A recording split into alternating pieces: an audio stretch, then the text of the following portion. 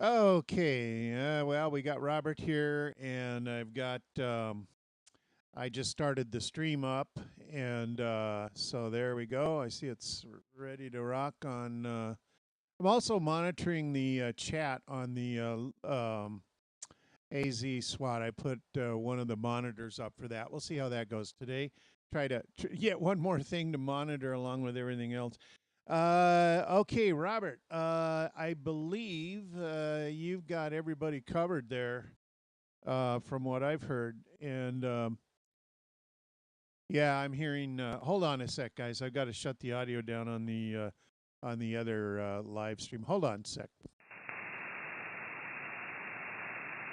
I haven't even started a list except you and me, so I don't know what you're looking at. Well, no, I put another one of the other computers on in here, not the Flex computer, but the one of the monitors up that the other monitors I have to monitor the live stream actually on YouTube, and then I can see the chat list, and hopefully try to respond to that along with the instant messaging and the lurking and the radar screen and the OBS software and the Flex software all in one. Wow, listen to you go. I'm proud of you. Man, I don't know. Hey, welcome back, by the way. And I'm glad I'm glad you're back. Yeah, me too. Thanks. Appreciate it. And everything went well. Okay, as well as it could. Yeah, absolutely. So Steve, I have just a quick comment. I will allude to this later on when we get to the comments of the section of the net. But have you played with your mic setting on the Quanchang? Negative, Doug. Truthfully, the last time I had the Quanchang on was when I talked to you on the 2-meter net with it. No, the other day Al called. I think I turned it on. I was looking at a few things, but I haven't changed any other settings. Have you? Yeah. No. Are you on the IJV or the Exumer? IJB. Okay. Good. As with mine, the bass microphone gain settings come up at plus 8 dB. If you go into the menu, I think it's maybe menu number 3 or 4, somewhere around in there.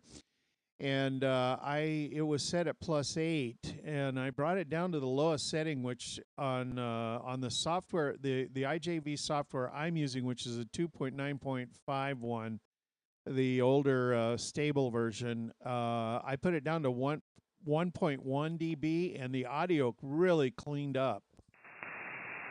Well, I'm looking. I just turned mine on right now, looking for it on my settings. Yeah, I did the 2.9 R5 too, so I wanted the more stable one. So I should be able to. So you put yours at what did you say, 1.1? Yeah, and man, oh man, it made a difference. Of course, it's so hard. I was so strong. I turned the preamps off and everything, but it made a tremendous difference. The 8 dB standard setting, or how it powers up, is way overdriving the microphone. I'm wondering how much of that, you should play with it and see how it cleans up that signal. Give me your feedback, and see what you think. Okay, do you remember what setting that was? I'm all the way down to 21. I haven't seemed to find it on my menu. Let me grab it here. Hold on.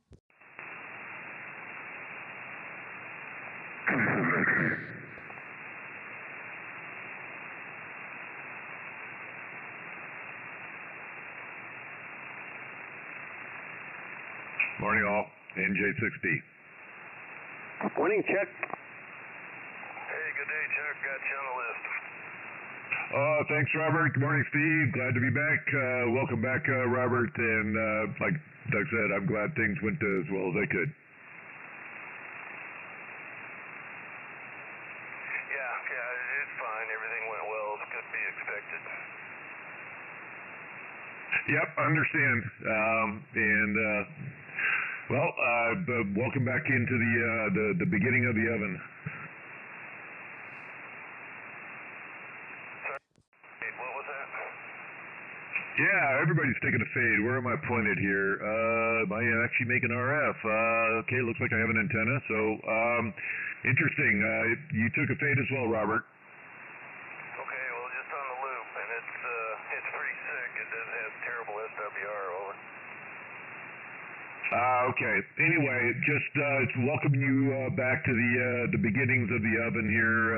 It looks like our pleasant spring is now behind us, and we're looking forward to the summer heat. Oh, yeah, no problem. Anyway, hey, it's 1st of June. What do you expect, over? Yeah, it's on schedule. You guys are both 10 over in Sun City. Sounds like you got a great antenna there, Jerry. Well, at least two of them are. That's true. Anyway, sorry. Anyway, yeah, sounding good. You're about 10 over on the loop here. Yeah, welcome home, Chuck. I hope everything is going well for you in Chile. Oh yeah, no, it was a good couple of weeks down there. We made some major milestones.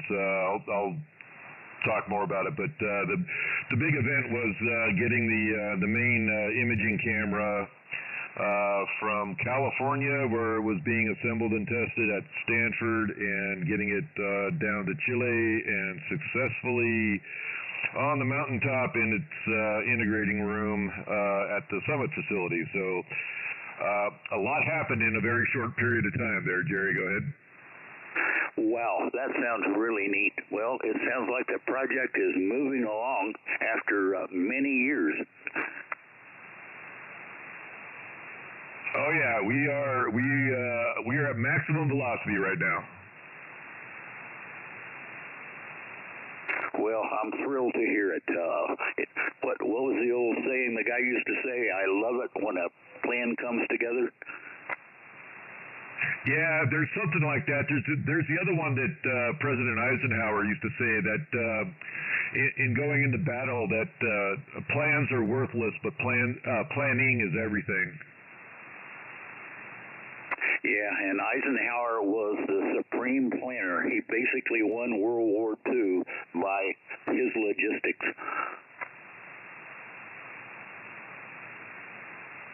Oh yeah, I think having watched all the logistics for this camera being shipped from California to Chile, I think people underestimate the brain power that is necessary to make all the moving parts move together in the right way. Well, to me, the interesting part is we no longer do business across the street or one state away. We do business all the way around the world now. Yeah, and we take it a little bit for granted, I think, sometimes. But yeah, I mean, just for example, we several months ago we blew a bunch of fuses on our the capacitor bank for the telescope mount. And we couldn't find them, so we ended up just basically doing a global search, and we ended up getting replacements, but they were sourced, I think, from 4 different countries. Wow, that is really neat. I just bought a 2-meter preamp out of England, and it was easier to buy it out of England than it was out of Texas. Yep, it's a strange world. My cautiousness says that we should revel in this moment, because I'm not sure this ease of global transport and global logistics is going to last forever. We probably got a couple decades, but then I don't know. Something tells me that it's going to, at some point, it's just going to start to tighten up. Oh, I agree. I mean, I grew up with Sears and Roebuck, and now I'm an Amazon guy. Amazon and eBay. Absolutely. Be interesting to hear your story later on. W5RCQ will be hanging around on the side. Yeah, okay, guys. I'm going to jump in here. And Steve, it's menu number 26. Yeah, I found it, so I wasn't sure. So you put yours at 1.1, right? Yeah, and then just go ahead and play with it. Put it, put it up to 8 plus 8, and listen to yourself, and then crank it back. And on mine, I noticed a large improvement in the audio quality. Well, if you don't mind, give me about 1 minute, and I'll let you listen to mine instead of me trying to listen to myself. Okay, well, let's all listen to it. Start off with it at plus 8 and make a transmission, and then swap the menu down to back down to 1.1. Okay, stand by. All right, we'll hear it live, or is it Memorex? Morning, Doug. Good morning, Chuck. Yeah, so anyways, that playing around with that Quancheng, and all, like I say, guys, I'll have more on that later on. More comments on it as and down the road as we get through that. But anyways, it's going to be interesting to see how this all plays out. So we'll see. Steve, are you ready yet?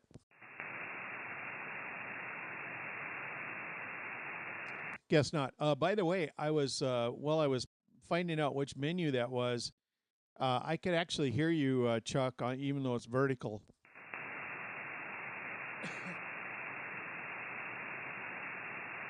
I kind of would hope so.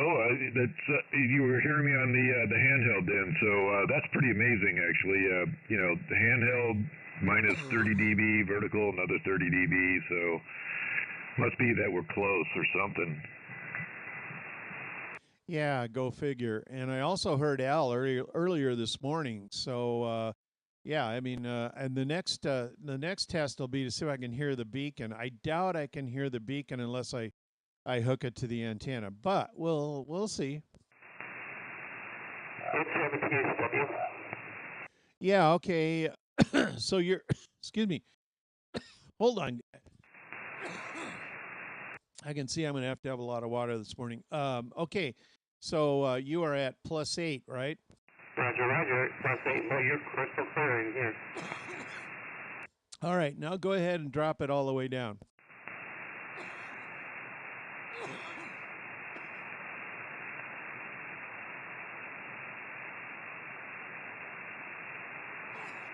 Okay, this is M7THW calling K7EME on 1.1 dB. Yeah, it's a lot clearer. Yeah, the higher setting was fuzzy, and that's much clearer. Okay. Well, Doug, you're going to be able to run the net with it? Not quite yet. We're working on that. Okay, Roger. It's kind of silly here with a HT in my hand talking on the net this morning.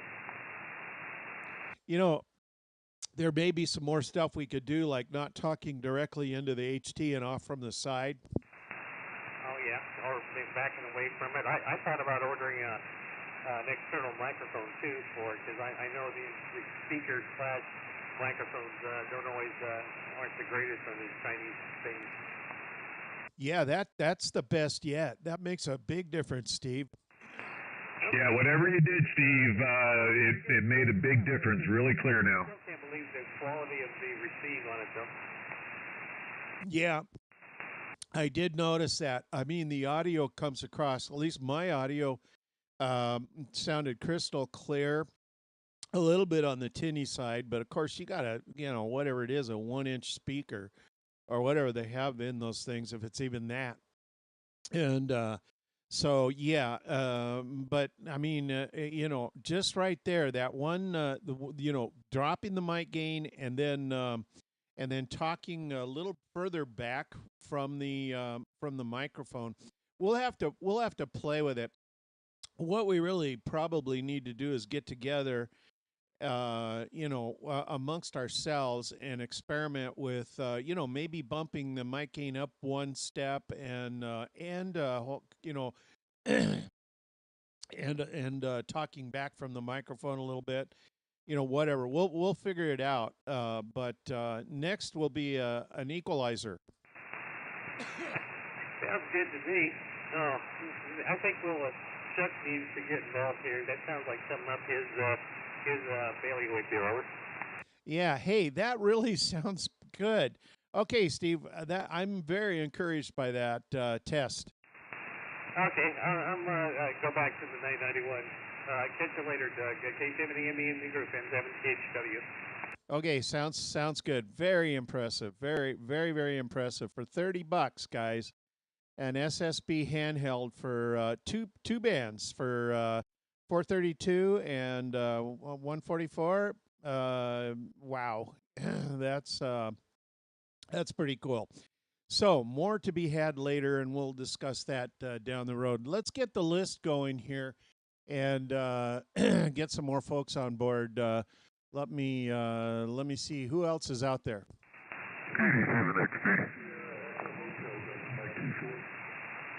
Okay, there was a couple of you there, and I got a little bit overloaded from one of you guys who must be running over legal limit. Good morning, George. By the way, I could hear you off the side up on the rim. I was going to call you, and I didn't get a chance soon enough. You were gone. But George, how you doing? Well, I'm doing quite a bit better. I'm actually can get up and walk a few feet now. Usually have my Wi-Fi so I don't fall down, but I'm getting better. Yeah, I'm glad to hear that, and you sound better. So I'm glad you're making progress. That's a huge step forward from where you were a few months ago. So tremendous. And have you found somebody to help you out over there? Of course, you haven't been able to do your duties at with the AV stuff over there at your church. Have they finally found someone else to help you out? Yeah, there's another gentleman over there that's going to be doing it this morning. I can go over there now. I got a new wheelchair where I can get around better. Anyways, I go over and I got it all set back up for them. They had unplugged some things that they shouldn't have unplugged, but we've got it all working for them. And it should be on. We're going to test it again in the morning at 9 o'clock. But, I'm getting better and a little bit at a time. That's the way it goes, just a little bit at a time. Over. Yeah, sounds good. Well, that's how it is coming back from those big things. You try not to look at the huge the picture where you are right now. You focus on where you were a week or two before and look at where you're at now, and that's what you got to hang on to. So I'm tickled as ever that you're coming back, and so glad to have you back on board. So appreciate you checking in. You continue to take care of yourself, and we'll keep checking in with you there. Go ahead. Okay, yeah, we're going to go to breakfast here in a few minutes, so I got to get out here anyways. But yeah, we're doing pretty well. I can actually walk quite a ways, I guess, probably 30, 40 feet or better with my wife beside me so I don't fall down. But I'm getting better, and it's a matter of just keeping working at it as physical therapy normally goes. So we're headed to breakfast. Y'all carry on with the net. We'll come back here next week and see if we can get back on KD7 XP 730. Okay, 73's George. You take her easy, and we'll catch you down the road. Thanks for taking the time to stop by. And I think there was someone else in there, and who was that? Who else is out there? K7EME.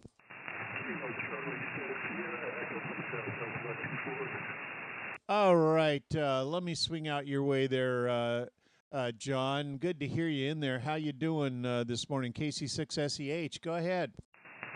Yeah, Doug. Well, I finally got back in town on a Sunday morning. So I've been in and out of town so much lately that I haven't been able to check in on anything. So anyway, you tell me good over there. What you up to? Yeah. Okay. Very good. Well, good signal this morning, and so glad you're at least standing still in one spot for a while. So that's pretty cool. And yeah, it was fun working you on air scatter. I'm used to working you direct pretty much whenever we want, and to have to do it from air scatter, there must be something blocking that area up there from your direction, and certainly I had a much easier time working Mike KG6EXO and one other fella out there in LA, to the point where we could chat back and forth from up there. Then I was easier to work them than it was to work you. Go ahead.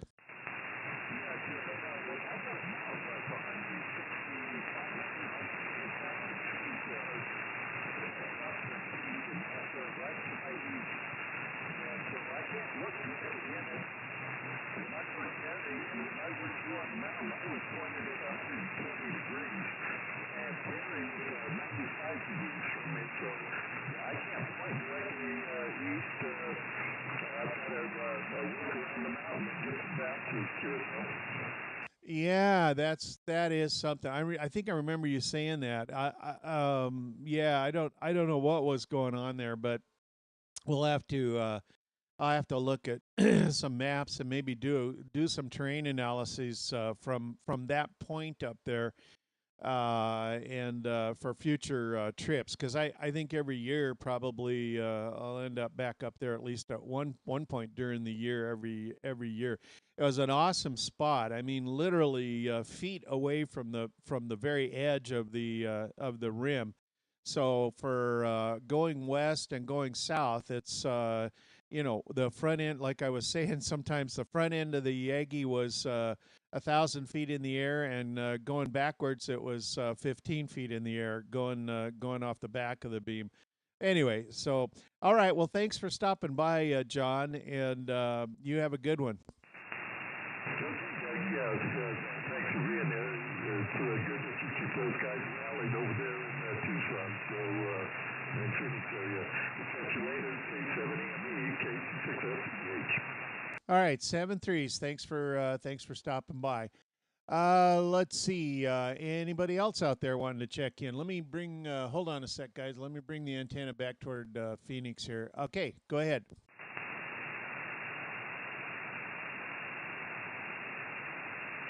All right. Well, we're waiting for everybody else to get up this morning and get the radios turned on.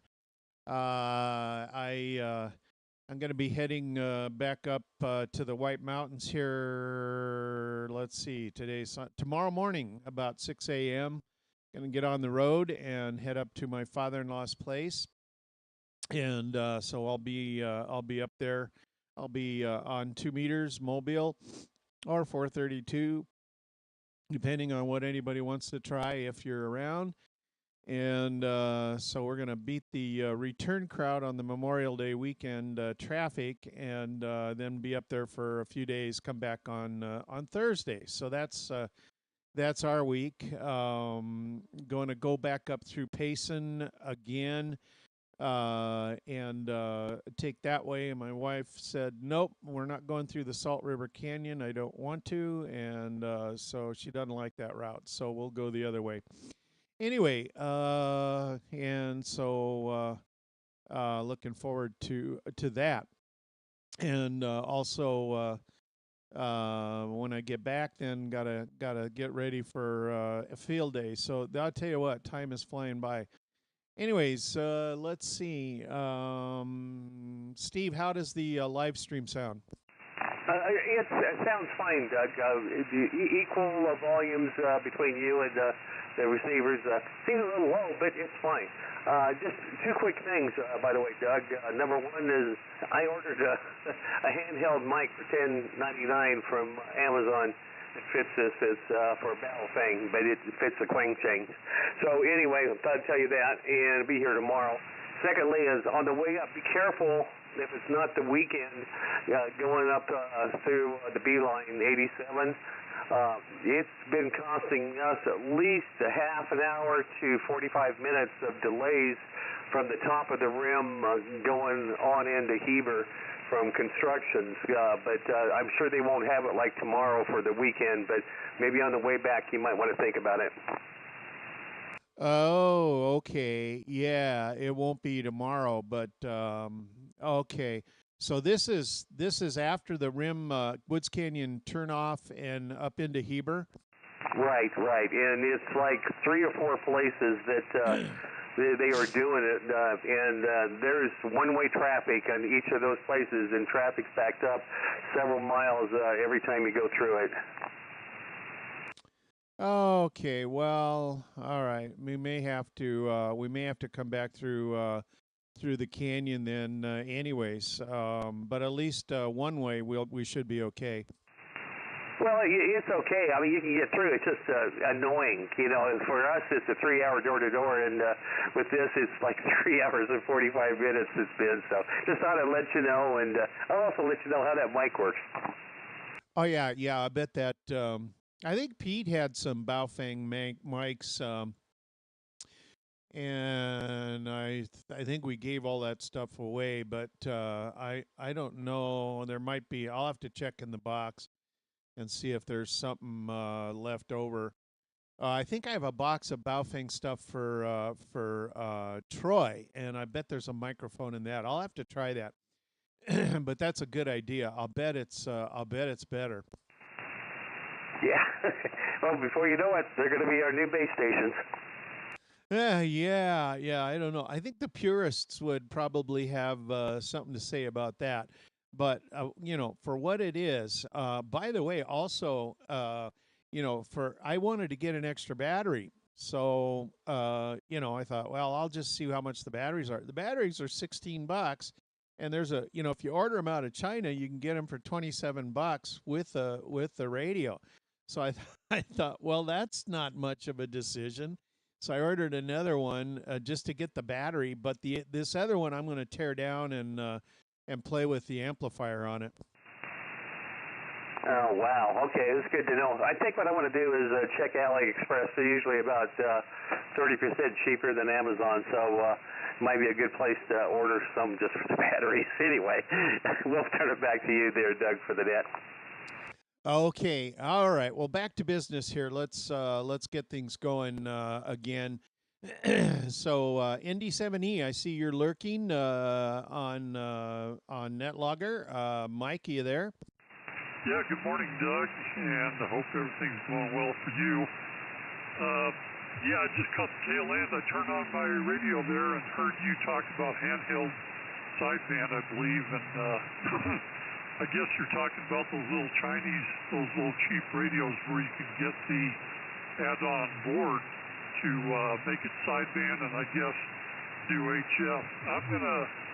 I got my equipment up in Idaho. I'm headed up there probably in a couple weeks, so anyway, I've got my stereo microscope and loop and all that stuff that I used to use for handpiece repair, so I think I'll take a crack at ordering a couple of those things and see if I can, make something out of those. I think I can do it with all that stuff that I got there. So anyway, even if you botch something, it's cheap. I'm not going to cry over it and see what happens. Anyway, throw it back to you, Doug. Good morning, ND7E.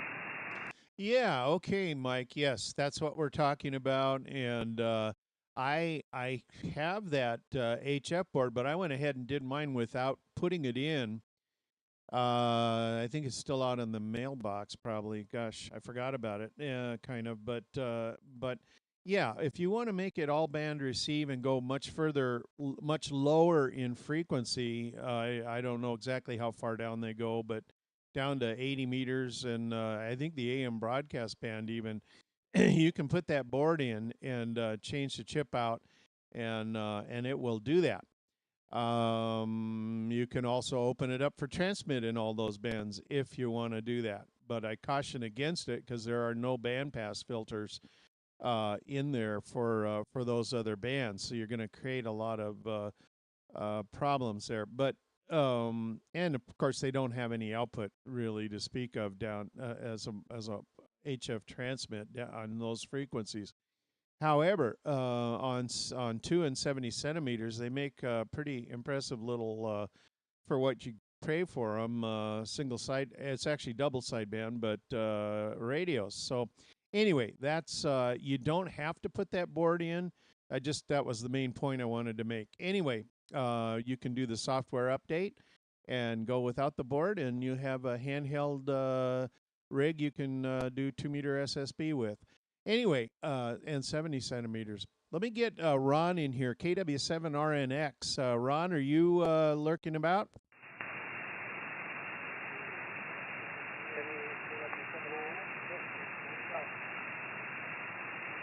Yep, I hear you in there, Ron, and I don't have a real good signal on you this morning, but that'll probably change. Maybe my antenna heading, and you're off the back of the beam. But I've got you in here, and are you going to be able to stick around? Roger. Yeah, I'll be forward around to the net. I'm going to step away till probably right before the net, though. I'll be away from the radio till just before 8:30. Over. Okay, and solid copy that time. Okay, no problem, and we got you on the list. You're, just for reference, you are number 13 on the list there, right after ND7E. So if you're monitoring and you hear Mike come on, then you are next.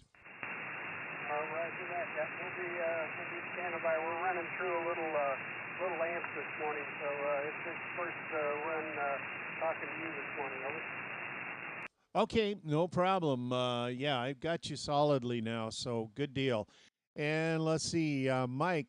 Sometimes he's on Netlogger, but he's not on the radio. But Mike, K85NLP, just in case, are you around?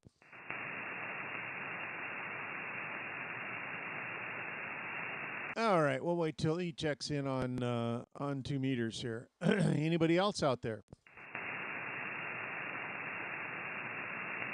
In the other room there, Doug. This is Mike, K85NLP. Yeah, Mike, did you get a different microphone? Different microphone, different radio, upgraded the whole thing. Oh, you sound much better. Wow. Gosh, what a difference in your audio. You're coming in good, too.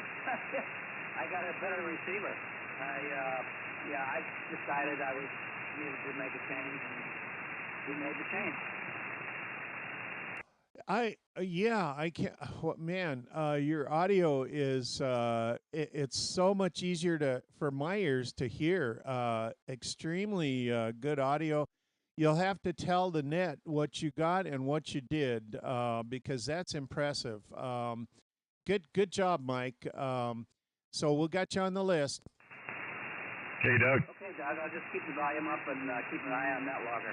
K85NLP. Wow, that's just unbelievable. What a difference, Mike. Good job, amigo. And what'd you need, Chuck? No, I just wanted to tell Mike from over here, absolute night and day difference, Mike. Just phenomenal difference. It's hard to overstate the improvement you made there. NJ60. I got Troy in there as well. Yeah, I see him. It's a good effort. Mike helped me a lot, WCB7R. And it took me, well, I'll talk about it on the net. I don't want to tie things up. K85NLP, we'll stand by here. Yeah, okay. Yeah, we're all picking our jaws up off the floor, Mike. Just congratulations. I just can't, yeah, and like Chuck says, you can't overstate how much of a difference and improvement that is. Just good job, man. All right. Okay, we got a couple more guys. Troy, WA7ELN. Go ahead, Troy.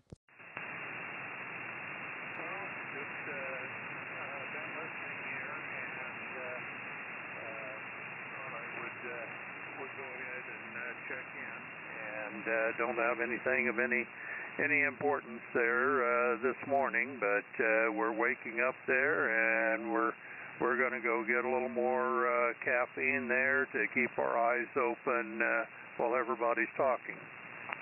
All right, sounds good. I moved the beam over on you there, and so Yeah, great signal and sounds good. Get the caffeine in the system. I've got a couple of cups under my belt here over the last couple hours, 2.5 hours or so since I got up, and I think they're finally starting to kick in.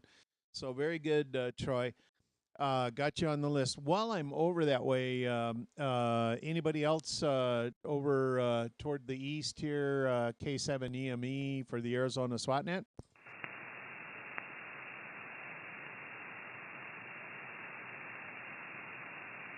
All right, let me swing back around toward Phoenix here. Stand by.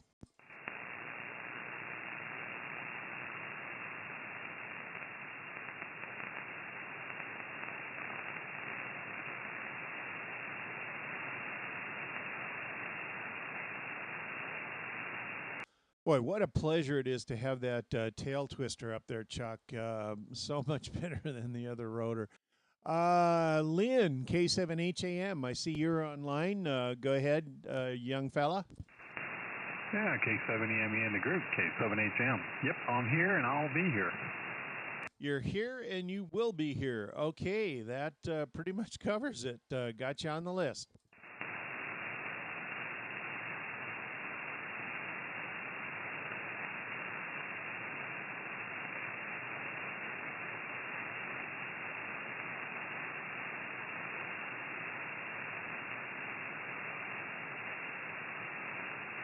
All right, anybody else out there? K7EME?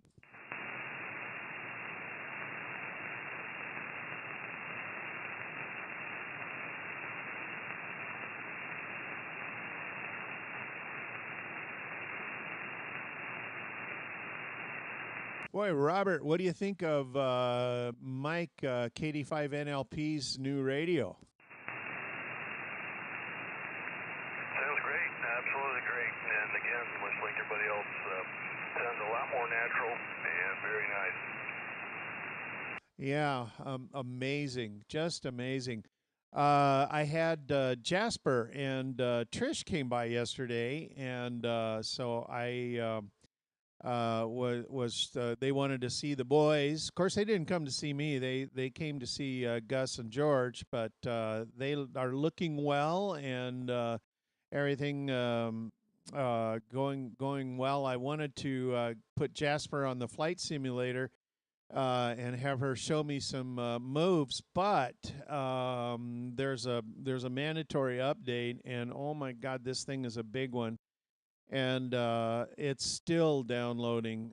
The Microsoft download site is so dang slow. It's been running for 20 hours now, and I'm nowhere near done downloading that thing. It's crazy. Wow. Well, that's limited bandwidth because there's so many people trying to pull it there. Over. Yeah, I must have got it. I mean, it speeded up overnight, but then, of course, slowed down again this morning. Anyway, just a side note. I'll tell you one thing for sure. When I upgrade to the 2024, when that comes out, I'm definitely going to get the disc set, and instead of trying to download that damn thing, that would be and it's, everybody else and their mother is going to be downloading it at the same time, and the speed is going to tank. And no matter what kind of speed you got in your home service, that website is just slower than molasses on January. Anyways, anybody else out there? K7EME. WD7R, good morning. Good morning, Mike. Yeah, and you I guess you helped the other Mike, KD5NLP. I'm hearing his new signal, and my jaw's still on the floor. Oh, excellent. Yeah, I meant to get together with him this weekend to work on his audio settings on this 991A, which is a great little radio. So anyway, good to hear you, Doug, and I hope you had a great time with your friend Dave there. And also welcome back, Robert. We had a great time with Harper. Awesome. Yeah. Yeah, I did. I enjoyed Dave and seeing he and his wife and his granddaughter was what they were all over, and we had a nice time. It was just really great to see my old friends. So we nonstop chatter. Yeah, you definitely deserve a gold medal for your work with that. I thought he had a new radio. You just did audio settings. That's awesome. Yeah, he does have a new radio, but yeah, we need to actually fine tune it a little more. He went from an 897 to a 991A. Oh, okay. All right. Well, I'll let him fill us in when the time comes. But just a tremendous difference in the audio. I mean, I can actually understand what he's saying now, and it was so much of an improvement. The audio intelligibility factor just went up by orders of magnitude.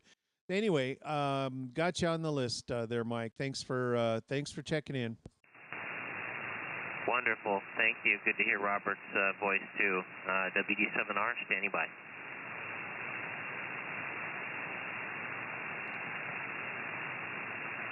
Anybody else out there?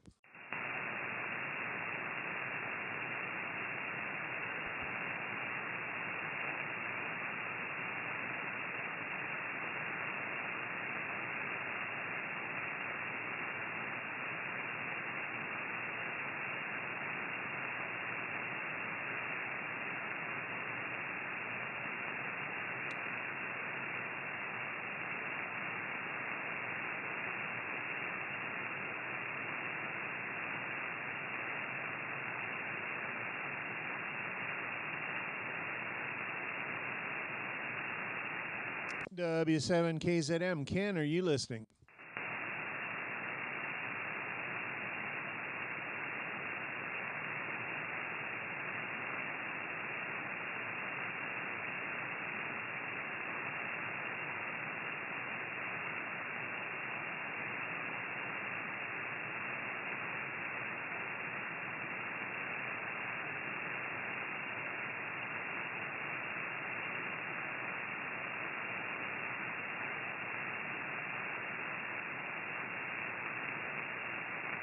All right, this is K7EME for the Arizona SWOTnet, looking out toward the northwest and west. Anybody out that way for the Arizona SWOTnet?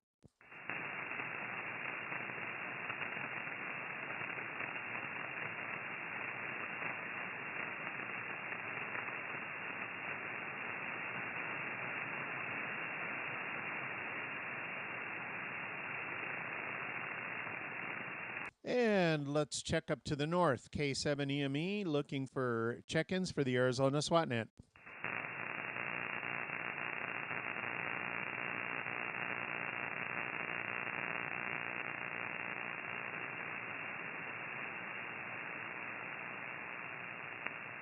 And let's check up to the northeast. K7EME for the Arizona SWOTnet.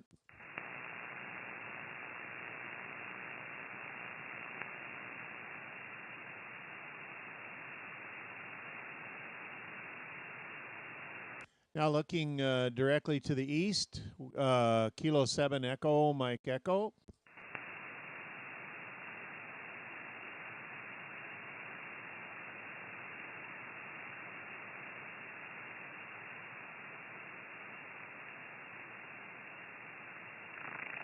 And looking down to the southeast, K7EME.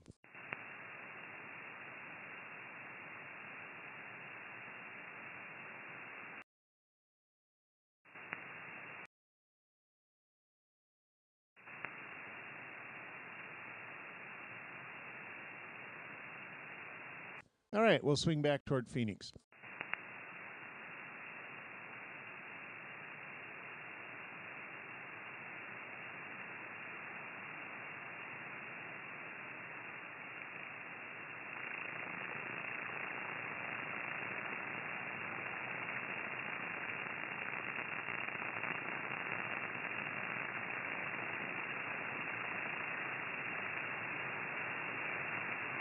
All right, back on the Phoenix heading.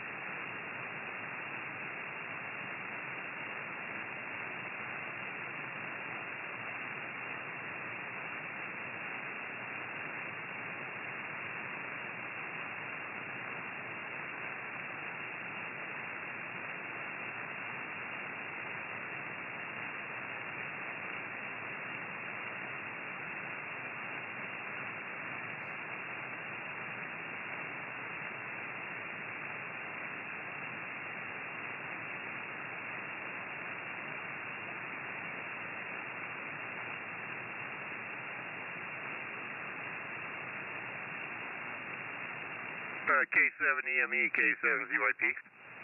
Yeah, go ahead, Al. You know, I got to thinking, there used to be a gentleman up in Whitman that used to check into the net all the time. Do you remember him? That was Kevin, K7KMR. Yeah, is he still around? I do not know. Haven't heard him for quite some time. He checked in to the Tuesday night net sometime after Christmas, January, February time frame, and haven't heard from him since. WD7R. Yeah, Roger. He used to check into the net religiously, and I was just wondering because I hadn't heard from him in a long time. Hey, thanks for bringing that up, Al. We'll maybe send him an email. I think he just gets busy with work and stuff and travels a bunch. But yeah, miss hearing from him too. WD7R, thanks. Okay, thanks. What was his call again? What was it, Doug? K7 Kilo Mike Romeo? Yes, sir. Look him up on QRZ.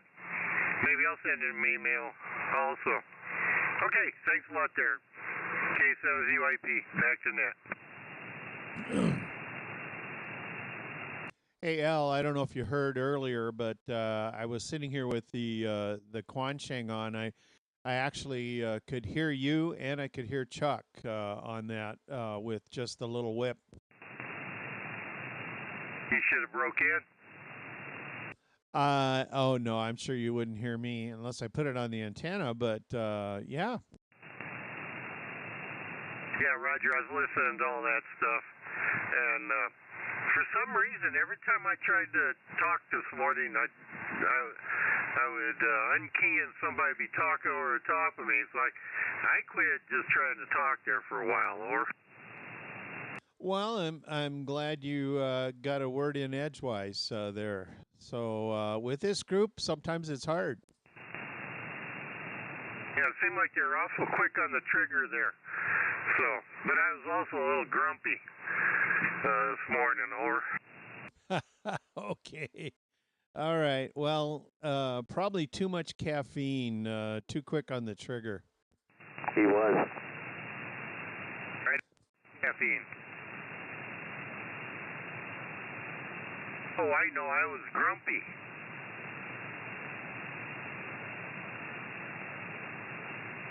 He was grumpy, Steve? Well, he made the statement. It kind of sounded that way.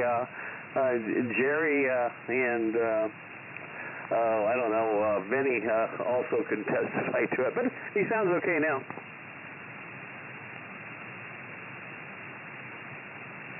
Oh, I'm still grumpy. I'm just awake now. Well, that's even worse. Grumpy and awake? Yeah, Roger. Anyway, I'm gonna check on Kevin. K7KMR. I'm gonna look him up real quick and see what's going on there. Back to you there, Doug. K7ZYP. Okay, Al. Yeah, you go check on him.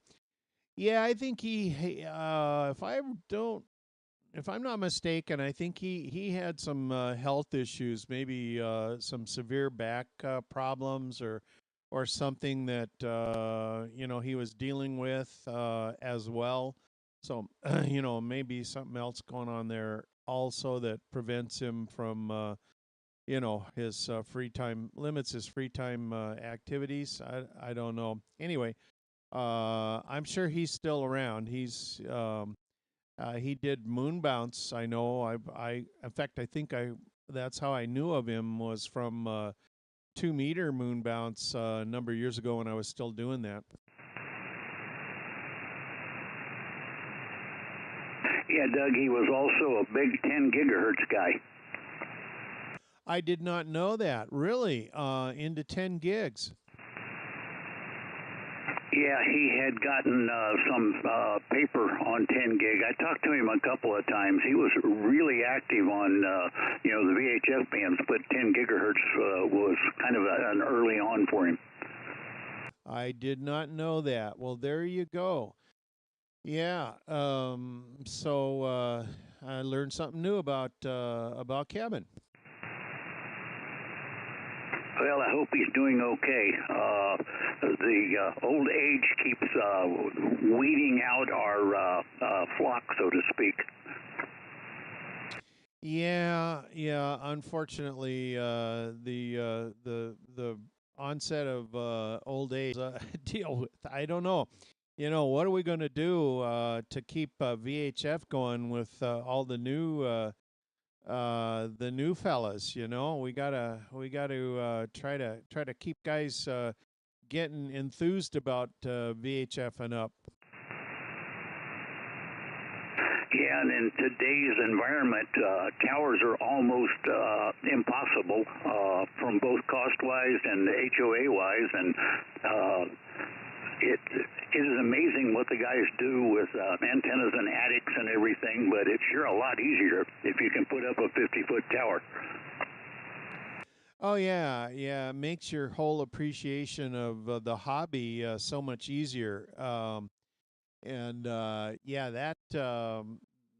I totally agree. I didn't get my dream station until after, really until after I retired. I mean, when I could finally had the time and the resources to, mostly time to build what I wanted. But, sometimes you just have to, it's just not something you can do when you've got the kids, life, and work and all of that. It definitely is a hobby for the older generations. Oh, I absolutely agree. I went through the same thing. Kids, job, life, and other hobbies. I enjoyed going to the mountains. I enjoyed traveling. I enjoyed a lot of other things. So, but the thing I like about ham radio is, particularly as I've gotten older, it's something I can do when I want to do it. Yeah, absolutely. And I see Mike is making comments on getting young folks in with the Quanshangs and converting them to 2-meter sideband. Yeah, whatever it takes. Yeah, absolutely. But yeah, I got out of school and young, and having been a ham since I was preteen. All of a sudden I had money and I wanted to buy all this radio gear, and I did buy some, but then, for a couple of years, and then the kids came. And then all of a sudden your attention and your free time just goes to zero. And while I've never been out of the hobby, there's been times when I just didn't have much time. You got the kids and so on and so forth. So there's definitely a life cycle with ham radio and life. Anyways, yeah. Oh, Steve, I just thought of something else with the Quanchang. Go ahead. Yeah, you have you thought about playing with the programming cable? Do you know if those programming cables can also be used to hook them up for WSJT? Wow. You're really pushing it. I hadn't thought about it, but I wouldn't be surprised if you could. I mean, for mountain topping and stuff like that. There is a board out there that will it's a USB interface that will plug into the two the speaker and the mic jacks, and that will allow you to hook it up for that. But I was wondering if the programming cable, if you'd heard anything, if that would also. I mean, it communicates with your laptop. Why wouldn't it also communicate with WSJT? I may have to play with that. Anyway, I see Warren is online now. K7CWA. Good morning, Warren.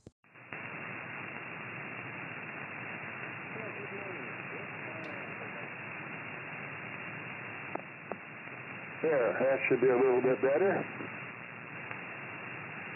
That is. Good morning again. Yeah, good morning. Yeah, you're not too strong out here, but it's probably just the pointing of your antenna. But anyhow, this week I put the amplifier back online, so I should be running 200 watts now, and I am glad to hear that you hear a difference. Oh yeah, makes a big difference, and it sounds good. Audio is good. You're doing great, and boy, it was great to work you from up on the rim as well. You were strong up there. Yeah, and that was just barefoot with 50 watts, so this should be at least a next unit better. That's exactly what I'm seeing. Good job. It's what it is, and I'm here for the net, and I see I'm on the list, and all is well. Yeah, Robert's on top of it as usual, and so you bet all is well. So we got you in there. What is it, number 17? So I'll catch up with you in a little bit. Okay, sounds good. K7CWA. Anybody else out there wanting to check in? KC7. Come in, Doug. Yeah, stand by, Steve. KC7BEQ. Good morning, Barry. How are you doing? Oh, I'm doing good. How's my signal, by the way? Wow, you are you're like S7, really much stronger. Did you do anything different? Well, actually, the reason I'm asking because, yes, I actually just purchased FT991 Alpha. I guess you call it my birthday present, and got that hooked up. I'm running at 50 watts, barefoot, of course. So that's the first thing that's been going on. Well, yeah. What a difference. Huge improvement in your signal. Yeah, noticed that right away. Okay, and what's the other thing? Well, the biggest race day of the year, I guess you want to call it that way. I totaled at 1,261 miles of racing. Monaco Grand Prix on right now. Doesn't look like Indy's going to happen today, though, because of the rain. And then the Coca-Cola 500, 600 NASCAR races later on in the day. So I'll just be sitting on the couch with snacks. Well, excuse me, that sounds good. So big. Oh, man, you're going to have to you're going to have to get some multiple screens going, perhaps. Well, fortunately, they're on throughout the day. Monaco's on right now. Indy's supposed to start at 9 a.m. this morning, and then NASCAR's not till like 3 o'clock in the afternoon. But like I said, Indy probably isn't going to happen because of watching the radar, and there's quite some big heavy storms going to hit right about 9 o'clock our time. So we'll see what happens. All right. Well, excellent. Very nice to have such easy copy on you. And, there for a minute I thought, gosh, my antenna's working really well today. But I am even more happy to hear that you got you did the upgrade there. So the 991A is sounding terrific, and congratulations on all that. And stock up on the snacks, put your feet up, and enjoy the races. Oh, very good. Thank you. Yeah. Actually, you're my first single sideband contact. I've really only had a couple minutes to actually get used to this thing. I was on local repeaters just briefly a couple days ago, and that works. So now we're gonna. I've just got my HF antenna hooked up, so we'll see how that goes. All right. Well, you guys have a good day. Thanks for letting me chat this morning. Send me please to everybody on. KC7EME 73, everyone. Okay, Barry. 7-3s to you, and thanks for stopping by. We'll put you down as in and out as usual. And congratulations again. Terrific improvement in the station there. Kudos to you. Let's see. Anybody else out there? Good morning, Whiskey 7 Kilo Zulu Mike. How you doing this morning? Over. I'm doing fine, Ken. How's things going up there in Marana? Very good, thank you. Just tried to check in earlier, but I pushed the wrong button, so now I'm making up for it. So I'll stand by and talk to you later. Over. No problem. Good thing you didn't do that while you were flying for Aloha Airlines, right? Yeah, the airplanes that we had initially were not too many buttons. You had to actually fly the airplane. So yeah, I'm not used to pushing wrong buttons. Over. Yeah, I know. I was talking to Jason, KK7KNZ, and he said, "Yeah, I've got to get some landings in before the end of the month." And it is amazing. They actually need you to fly the airplane a certain number of landings every month to keep current. Otherwise, sit your feet back. Set your chair back, put your feet up, and let the plane do all the work. Well, it used to be that you could do that, but when the airplane started talking to you, you had to really be a pilot. I was thinking about it the other day. It's been 19 years since I've flown an airplane. Over. Oh my gosh! Well, it sneaks up on you. But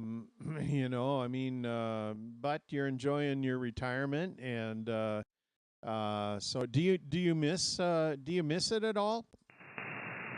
Not really. I've had jobs all over the world, and you get tired of going out and living in hotels here and there. But Aloha was okay. Actually, most of the time I was on reserve, so I'd be riding mountain bike or working on the yard or something like that. So it was a really nice job towards the end there. And you got paid pretty good for sitting around. Ain't nothing wrong with that. Getting paid for sitting around. I think there's a huge market for a job like that. There'd be always a popular and a big lineup out the door of folks wanting to apply for that one. Absolutely. Okay, well, thanks for checking in, and you're on the list. Okay, we'll chat with you later. Thanks. Okay, you bet. Good morning, Dave, N7RK. How you doing this morning? Guys, K7EME N7RK. It's been quite a while since I've checked in. Doing okay, just doing lots of other things. I'm still active on the radio, but just slowly I'm slant.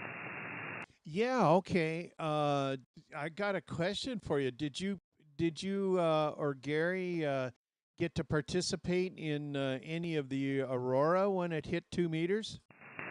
No, I wasn't aware that it did. Did you or anybody? Yeah. Chuck, NJ6D, called me up. He says, there's aurora on 2 meters. And, living in Arizona, that happens about once every, 30 decades? I don't know.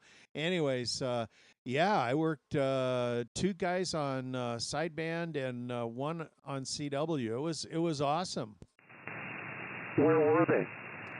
Far northern Utah, all the way up almost to Idaho, Salt Lake City area, and the Denver area, or up toward Denver. And I also heard a guy out on the California-Nevada border.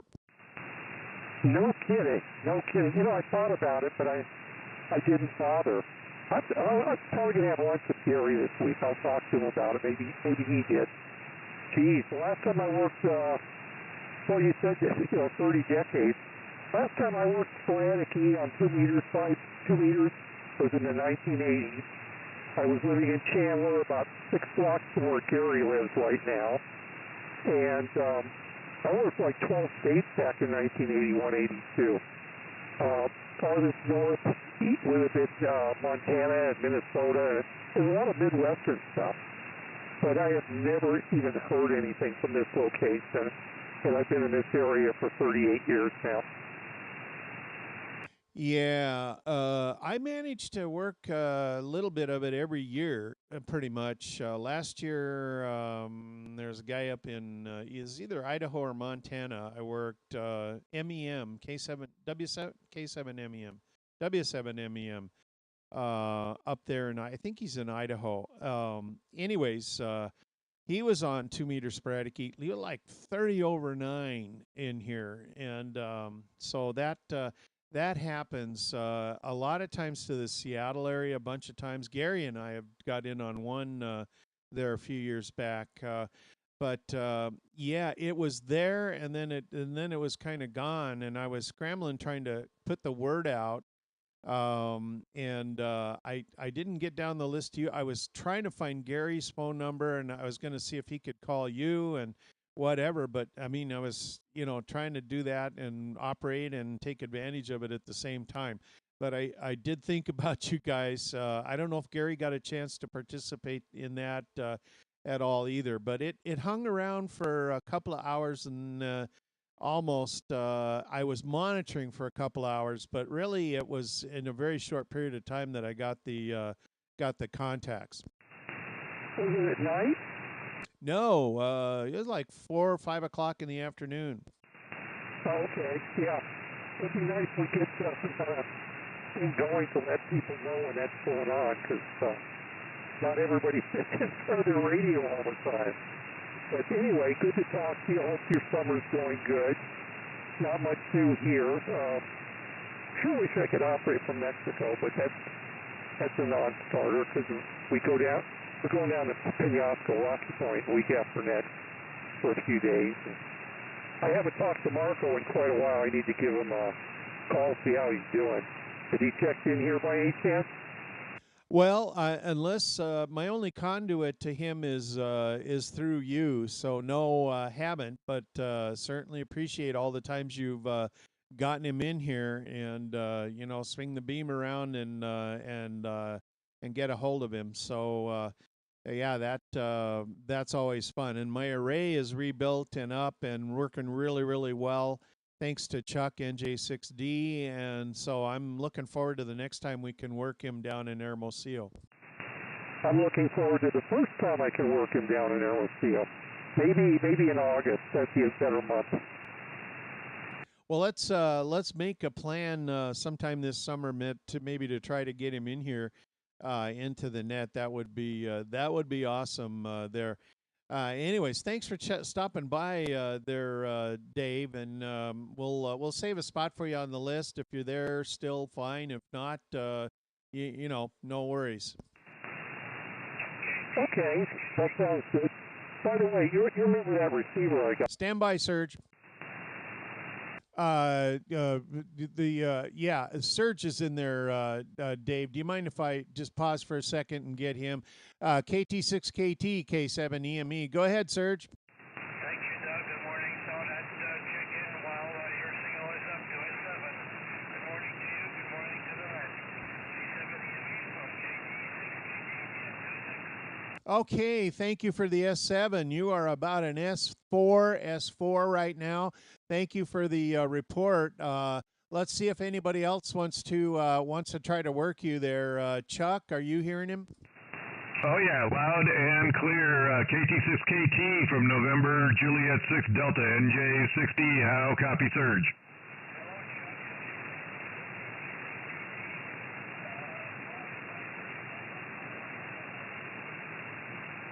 Roger, Surge. Surge, I'm going to be up in your area. I'll be up in your area at Cathedral Gorge next week. Next week at Cathedral Gorge. So let's try to make a QSO. Over.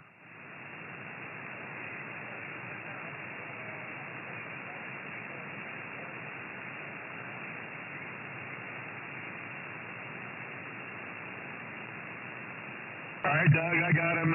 If you could relay, tell him I'll be up in his area. I don't think he copied. Okay, Serge, if you copy, Chuck will be up in Cathedral Gorge next week, and he'll send you some emails for a contact. He'll be up in Delta Mike 27, 28, 29, up in that area. Over.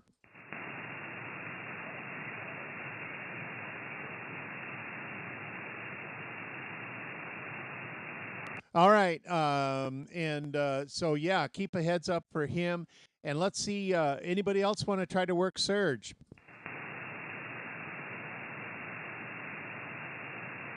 I'll try it real quick. Yeah, go ahead. Hey, Surge, this is Dave, K7SWK here in Phoenix. How copy?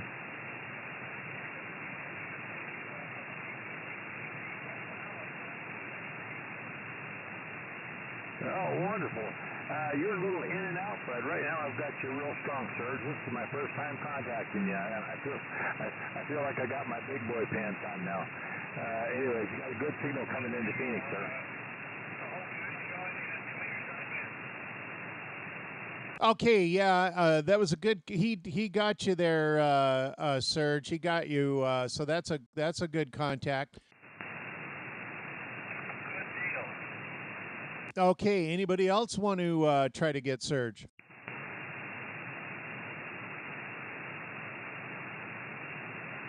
All right, Serge, that seems to be all the takers for today. You have a good one. We'll catch up with you next week.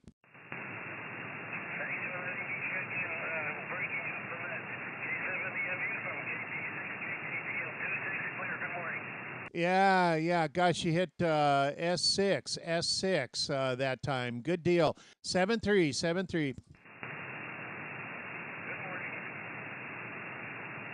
All right. Sorry about that,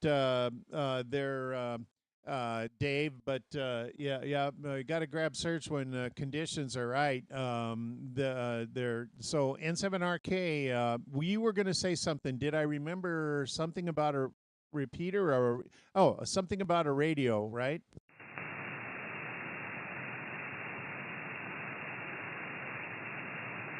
I guess Dave moved on. Okay, let me bump things back into the right spot here. All right, K7EME. Anybody else want to check into the Arizona SWOTnet? W7IXA. WX7G. Okay, good morning, Doug, W7IXA. How you doing this morning? Well, I'm doing just peachy, and everything's fine here, working good, and I was hearing Surge, but I have no idea where he was. I'm out pointed northwest right now. Where is he located at? Las Vegas. Oh, okay. Well, I might have tried to call him, but I didn't know where he was, so I wasn't sure I was pointing the right way, but I was. Might have been able to make the contact. I was hearing him fairly well. Okay, well, yeah. Anytime Serge checks in all the time. He's here every Sunday. Okay, very good. Well, have a good net. Nice to hear you, and a few others there this morning. So take care, and we'll catch up with you later.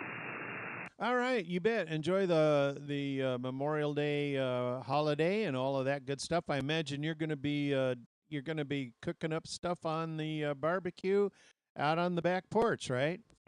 That's exactly right. Yep, we're going to burn a steak, fix some potato and some salad, and probably watch the Indianapolis 500. And so there you go. All right. Well, I've heard that there's some rain, maybe going to spoil that part of your plans, but nonetheless, have a great afternoon barbecuing. Yep, that's right. Those boogers don't run in the rain. And I don't blame them. That's pretty dangerous. Okay, very good. Well, and I'll just see what happens. Well, stay tuned, as they say on the radio waves. K7EME W7IXA. Yeah, absolutely. Stay tuned. You got it. Catch you later, Doug. Thanks for stopping by. And Jim, WX7G, how you doing this morning, my friend? I'm doing great, Doug. Been enjoying the weather. Been enjoying the decent propagation. You know, it has not been a lot, but it has been, when it's there, it is really, really good. But other than that, taking life easy, enjoying the weekend, looking forward to the race today. And I see what you mean. I'm looking at weather radar, and it looks like they have a possibility of getting washed out there today. Hope it don't happen, though. Back to net control. Thanks, Doug. You got it. We got you firmly on the list, and we'll see what else you got going on today, there, Jim. So let's see. We're missing one of the Three Musketeers. Is still yet to be heard from. He's probably needing to find some toothpicks to prop his eyelids open. Actually, he's camping today. He's up on Usury Pass in his new-to-him camper.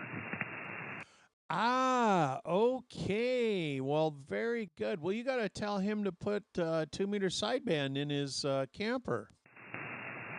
Well, he's got it in his pickup truck there, so, he's got a 7100. So he has the capabilities, that is if he drags his hind end out of bed. WX7G.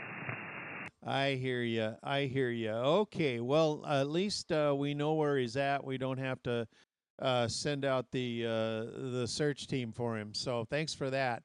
All right, we'll get back around to you there, Jim. Have a good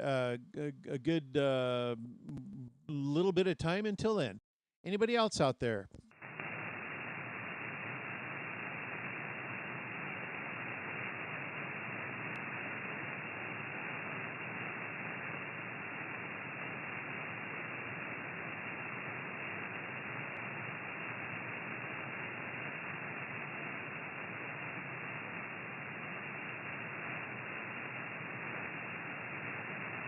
N7THW. Go ahead, Steve. Yeah, well, I couldn't stand it, Doug, so I sent you an email with links on doing FT8 on 10 meters with the coin chains.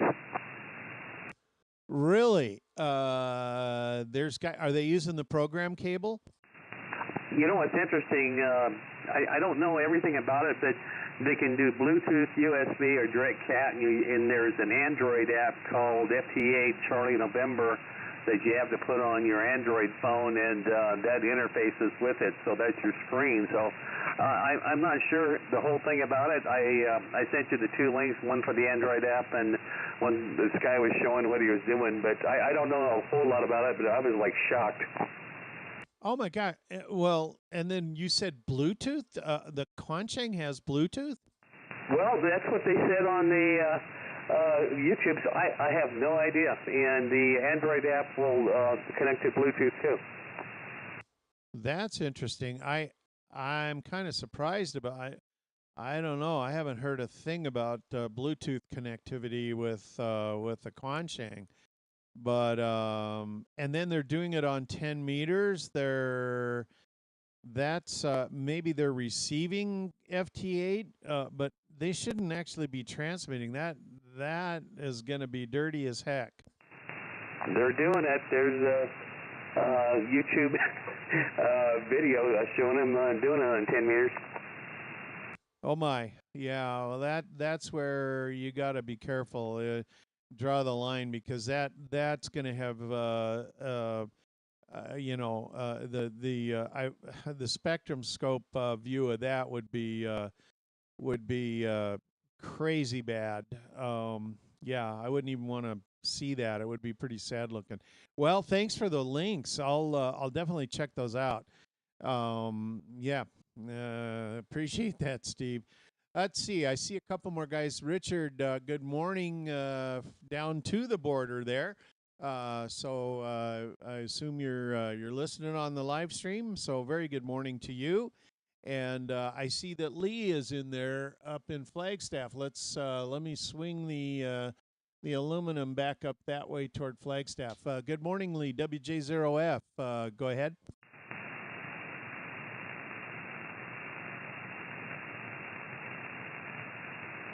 Yeah, Lee. WJ0F. Do you copy? Okay, we'll keep an ear out for Lee here as he gets things turned on. Let's see, Robert. I'm going to have you take it for a few. I got to stock up on the drinks here, and I will be back in a bit to get the net started. Go ahead. Okay, very good, Doug. This is November 7th, Victor Delta for the Arizona SWOT net. Looking for any additional check-ins, please call now.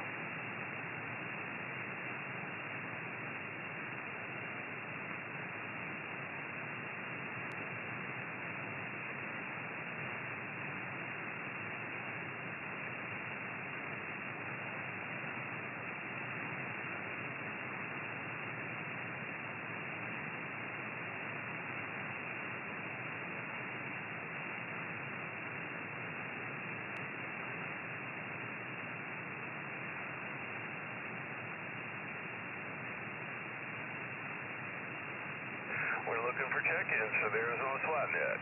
Anybody, anywhere, please call now.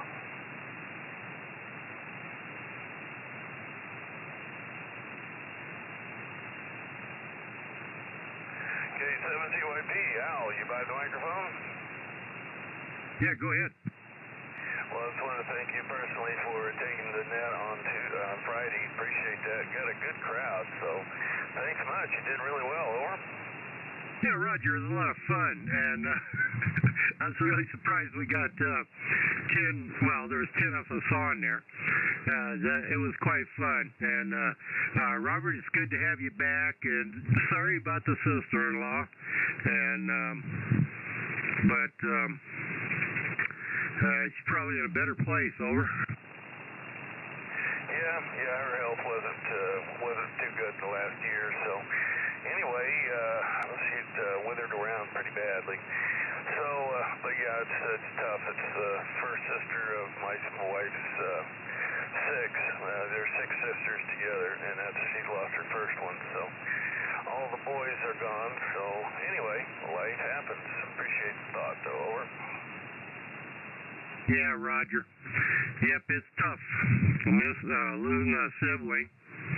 That first one's always the toughest. Anyway, yeah, good to have you back. And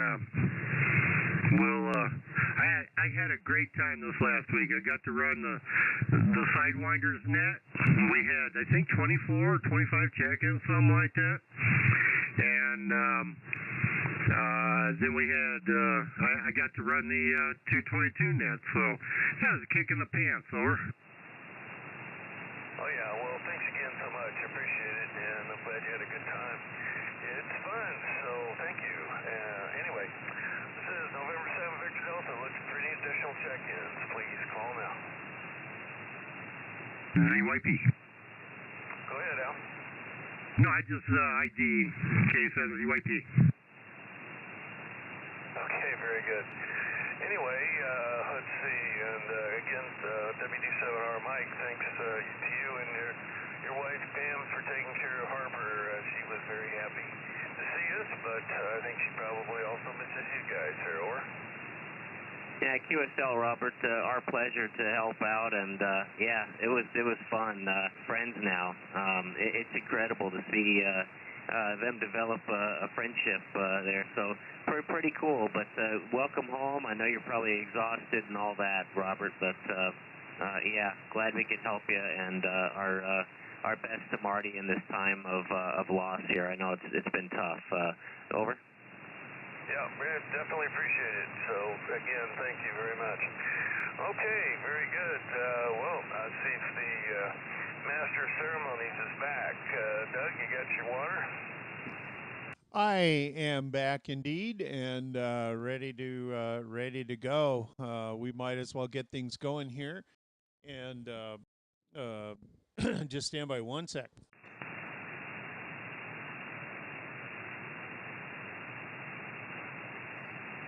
Boy, my voice doesn't want to cooperate this morning. Boy, I think it's just the air is so dry lately. It's waiting for the pre-monsoon humidity to come back.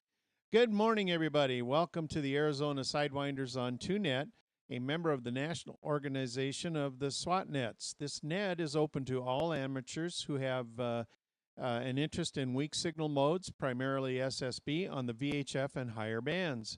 Early check-ins start around 1430 Zulu, with the net beginning at 1530 Zulu. My name is Doug. I am K7EME, located near Tucson in Delta Mike 42, running full legal limit to a pair of 19-element phased arrays covering into the surrounding states and even into Mexico once in a while. We're live streaming as well on YouTube. Keywords are Arizona, AZ, SWOT, and Sunday. And also my call letters or the date, if you want to throw those in, or NJ6D. And that will get you the live audio feed from either one of our places, our stations, and help you hear DX and the weaker stations if you need a little help doing that. We are also on Netlogger with the live check-in list, and you can also send messages via the AIM window if you need us to take a look your way. The website is az-swot.net. And a big shout out to Robert November 7 Victor Delta, who put that site together and is also doing a great job running Netlogger. So with that, we're going to go ahead and take a look around the compass one more time and see if we got any more folks out there wanting to check in. I'm going to start out to the north and west here a little bit. K7EME for the Arizona SWOTnet. Anybody else wishing to check in?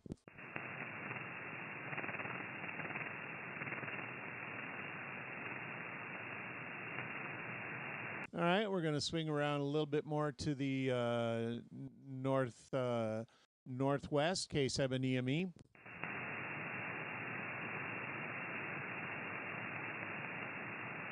Looking due north.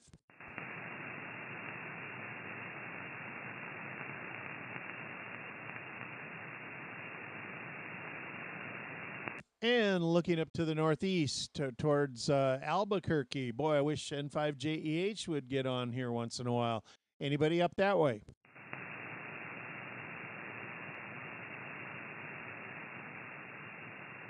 And we're going to swing around to the east, K7EME for the Arizona SWOTnet.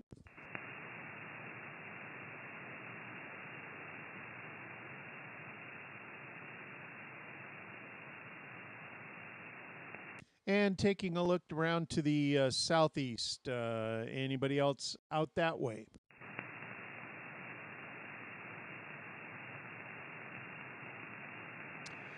All right, we're swinging back around here toward the Phoenix area, and so stand by, bear with me, guys. We'll get back around to that heading in just a minute here.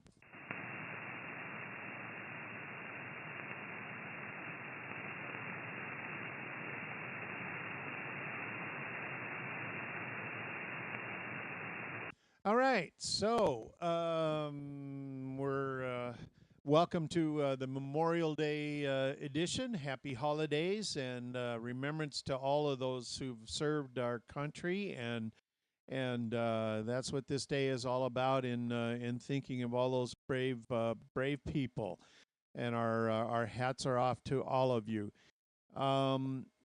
I did want to say thank you to Al for running the net last Sunday. Appreciate that. You did a bang-up job. It was great to hear basically almost everybody I could hear from up there on the rim. So that was a lot of fun, and it was it was a nice little break to get away and go camping. So, update on the Quanchang deal. If as we move along, I haven't had a lot of spare time, but I did get mine with the IJV. That's Italy Juliet Victor software package, firmware upgrade, the 2.9 whatever 5 version, stable version. And I am really impressed with it. Reduced the mic gain on that, and that helped on the audio quality on transmit. It is really a great receiver. I ordered another one because I needed a spare battery, and they're so darn cheap. It's cheaper to buy, almost cheaper to buy one with a radio to get a spare battery. So I'm going to tear that one apart, and I want to play with it and see if we can get the bias of the amp a little better for sideband, as it is a Class C FM amplifier. But anyway, that's up and coming. I see there's another version 3.13, which is out that has more features. But overall, I'm very impressed with that thing. I mean, it's got XIT, RIT, frequency tuning down to 20 hertz on sideband. It has CW. It'll do an automatic CQ with your call letters in it. You program it for that. And it still does FM. So I added a quarter wave 2-meter whip. It also does, it's a 5/8 on 70 centimeters. I programmed it for 3 frequencies so far. Well, 4, 144 200. 144 250 on sideband, and 432 100 on sideband on those calling frequencies, as well as 14650 for FM simplex, just to have that. So those are how I have mine set up, and will be more to come. Field days coming up. So I found, we've talked some, bandpass filters are a great way to reduce noise on 2 meters and 432 if you have it up there as well. But if you live in a noisy environment with next to a cell tower, or any of these real noisy RF environments, you can cut down all the out of band noise that's bleeding into the 2-meter band by putting a bandpass filter in the receive line. And just like that, for field day, Mike and others have been talking about, Mike and Jim up there have been talking about bandpass filters for when you're running multiple radios on different bands to reduce interference. And I found, actually Chuck found on eBay, Janny Labs is a guy that sells 2-meter and 70 centimeter LNAs there, but he also has a 6-band bandpass filter for $70, and it's switchable. You just take an LM7805 regulator or some other 5-volt source, and you can switch individual bands. And you add a sequencer to that, just like we do with our LNAs, and you can, and a couple of relays. The Omron circuit board relays would work fine. And for very a lot less than buying individual bandpass boards and manually swapping them out in your receiver line, you can get an RF bypassed all band FET, or excuse me, all band FET, all band bandpass filter, so that if somebody's operating on 15 meters and you want to be on 20 and you guys are 100 feet apart, no problem. So anyway, I have that coming. Hopefully I will get it. I'll probably have to solder it all together when we get up to the Grand Canyon. Anyway, just thought I'd throw that out there for those who are interested. And that's about it. So with that, I'll put it up to Robert. And good job on Netlogger as always. And welcome back. I know you had to make an unexpected trip, and I'm glad to have you back here in Arizona again. There, Robert. Up to you.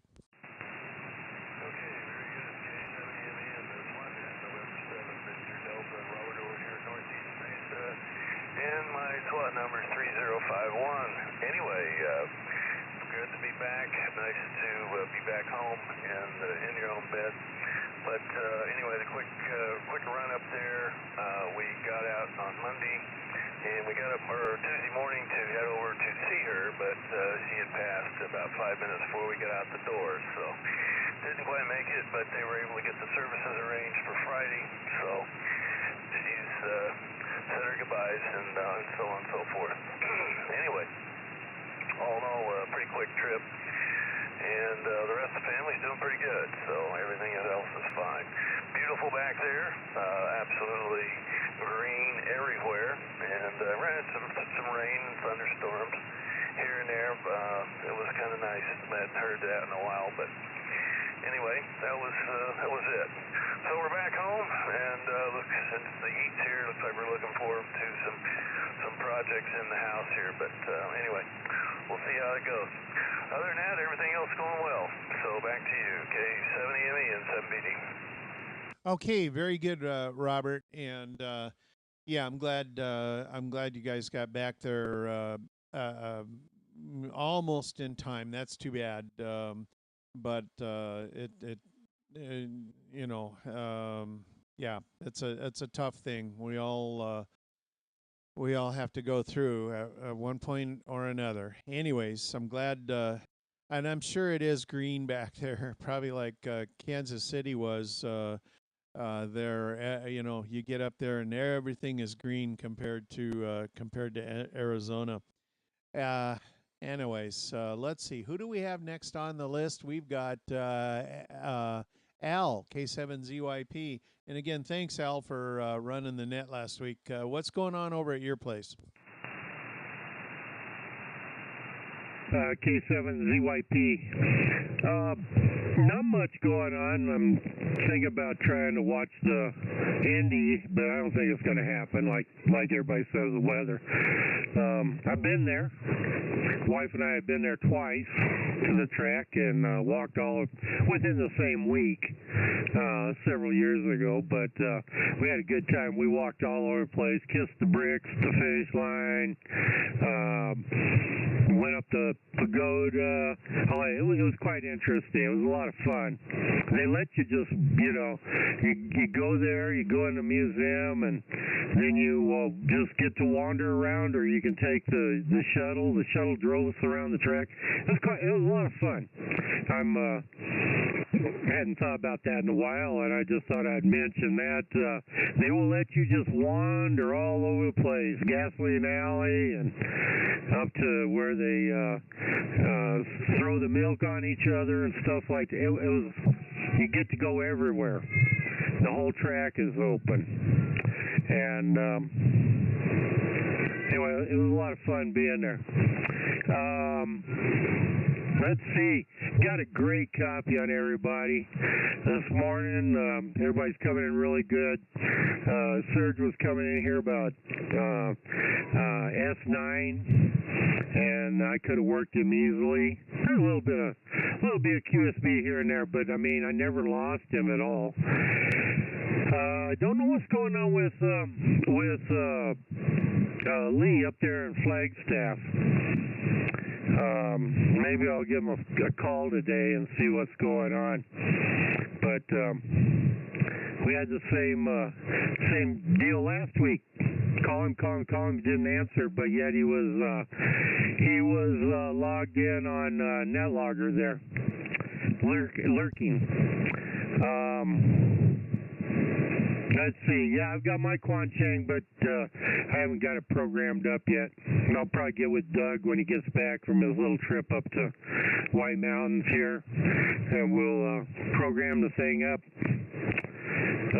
Steve's having fun with his. Just needs somebody to talk to. So we'll see what we can do. Anyway, I'm not going to hold him much longer here. Get it back to Doug. So, yeah, I want to thank my Netlogger last week, Steve, for doing that for me. Sure makes it easier. I could have done both, but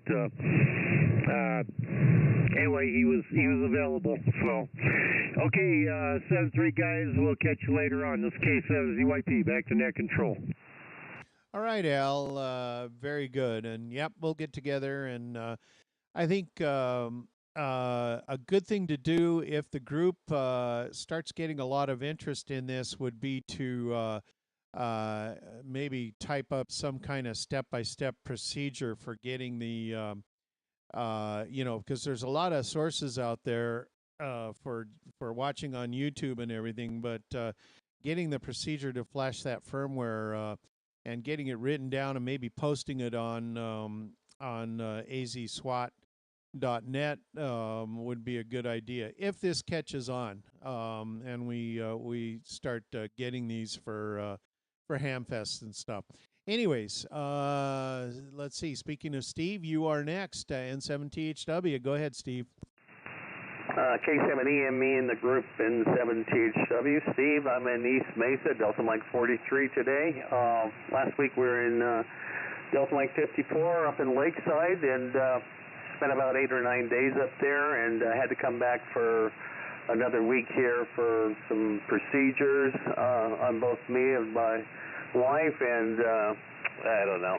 I've got some spinal stenosis that kicked in again, and I have to get that fixed. It ain't fun hardly getting around. So anyway, we'll get that taken care of. Hope to be back leaving up there on the 31st if all goes well. So last night, here's a funny one, kind of, just for the heck of it, I had already taken my Ambien, and I usually try to be in bed by 30 minutes after that, but right before I was on my computer, I just turned my antenna around and checked the radio out, and one of my cables went awry, and I had SWRs of outrageous, so I didn't feel like I was up to resoldering the cable connection, so I just tried to steal one from my 432 system. That didn't work either because I had resoldered all mine to fit everything with type N connectors. So I'm talking off of, this is embarrassing, but like 4 different types of jump or little connectors together, and it still seems to be working just to get on the air today. But anyway, that's all it. On the Quanchang, yeah, I don't know. There's a lot of fun stuff that's going to be going on with that, and I agree with you, Doug.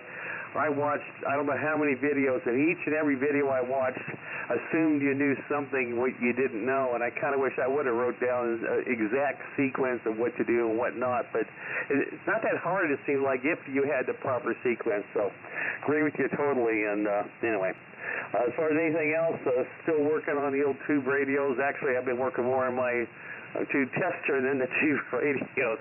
But you got to keep that running and keep those going. So I'm making progress, and I ain't going to worry about it. So, and I hope this Android app might work for us, but I don't think it has anything to do with Bluetooth on the Quanchang, though, Doug. It's just that that app will connect Bluetooth, other things. So I guess that's about all I got for now, and hope everybody has a great week. Welcome back, Robert, and Doug. You sounded good up there in the mountains. Always enjoy talking to other people, especially up there when it's so quiet, and hoping someday to get those Albuquerque people to turn their antennas my way up there, because I can hear them very well. So anyway, 7-3 to the group, K7EME and 7THW. Back to net.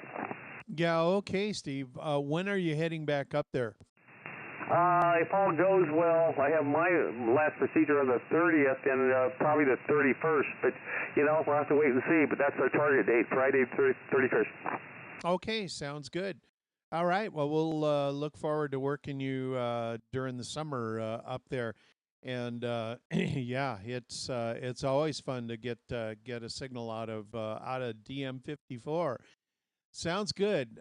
Jerry, W5RCQ, you are next up. We've got the solar report. Need to figure out how the solar weather how the solar weather is, and see what exciting things are happening on the bands. So lay it on us, man.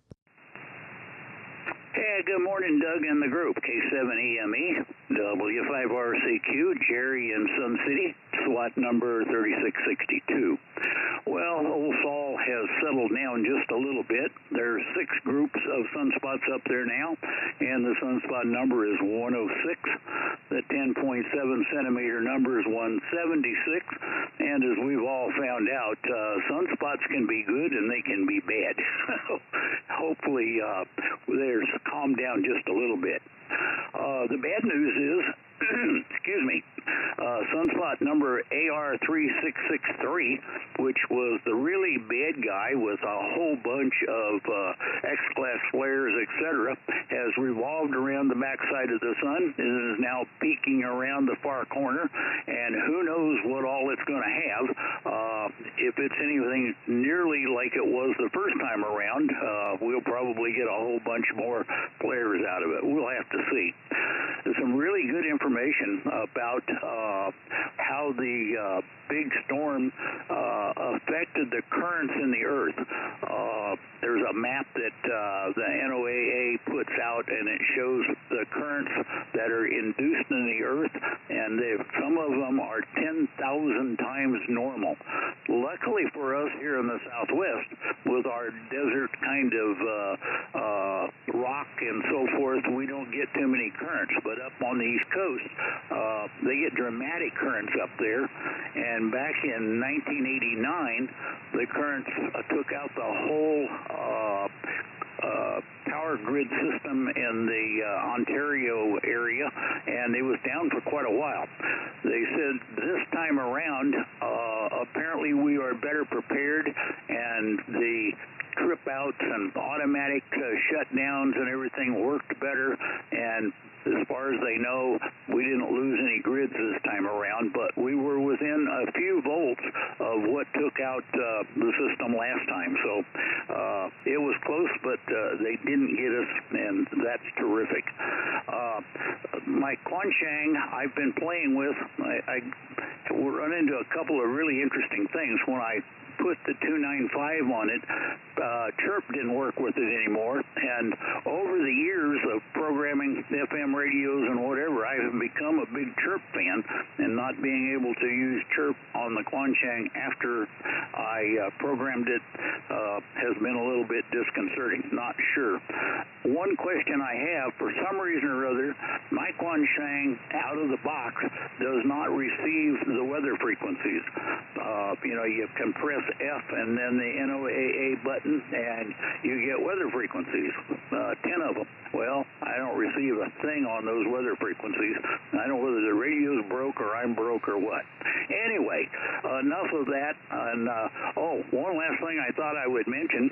I bought my Quanshang from Amazon for $27 delivered to my door the next day. So if you want a Quanshang, I haven't looked lately to see if they still have them, but at least take a look at Amazon.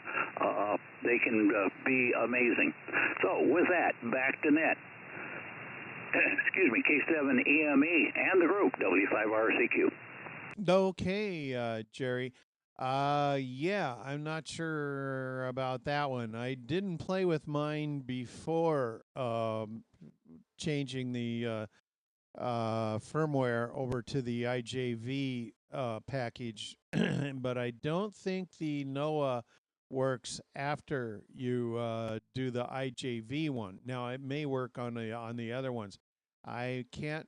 I shouldn't really say that because I can't confirm positively. But anyways, they're they're a work in progress, and I'm sure that will be resolved probably with future updates. Anyway, we'll have to just keep telling each other when we figure things out, and and it'll be fun to play with them anyways.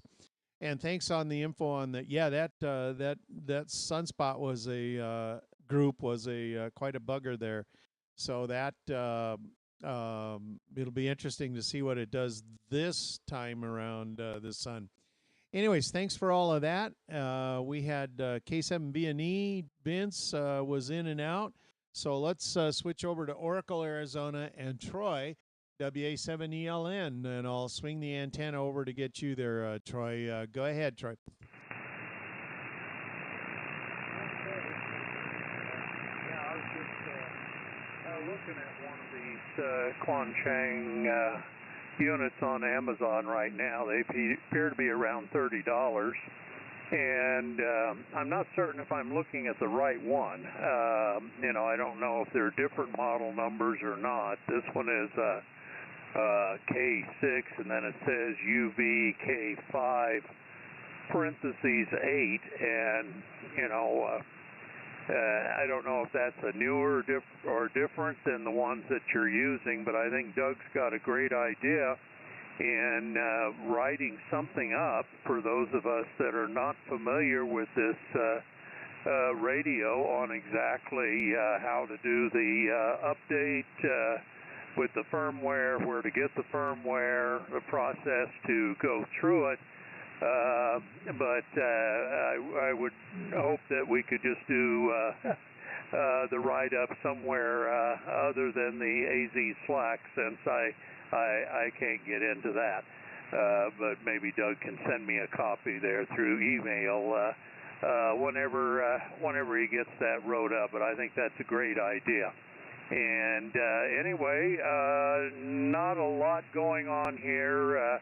I'm experimenting with some LNBs to hopefully add a permanent 10 gigahertz receiving antenna that is going to be pointed towards the Phoenix area sometime in the future. I've got that going on out in the shop there, and also what I'm going to have to do for the Sunday morning ones, I'm going to have to get set up outside in the shop there to be able to do 144 instead of from in the house here. Now the sun's coming up early. I'm waking up a lot earlier. I'm kind of like you know, a lot of the farm animals there. You know, my timing is pretty much based on when does the sun come up as far as when I get up. In the wintertime, you know, it comes up late, and I get up late, and not much enthusiasm, but now pretty much every day I'm getting up before 6 o'clock and getting ready to go do things. So anyway, I don't have a whole lot more here. I could kind of bore everybody with my test equipment repairs and things like that, but I think I'll just say 7 threes to the net there. I will go out in the shop where I can listen, but I just can't transmit from out there. So anyway,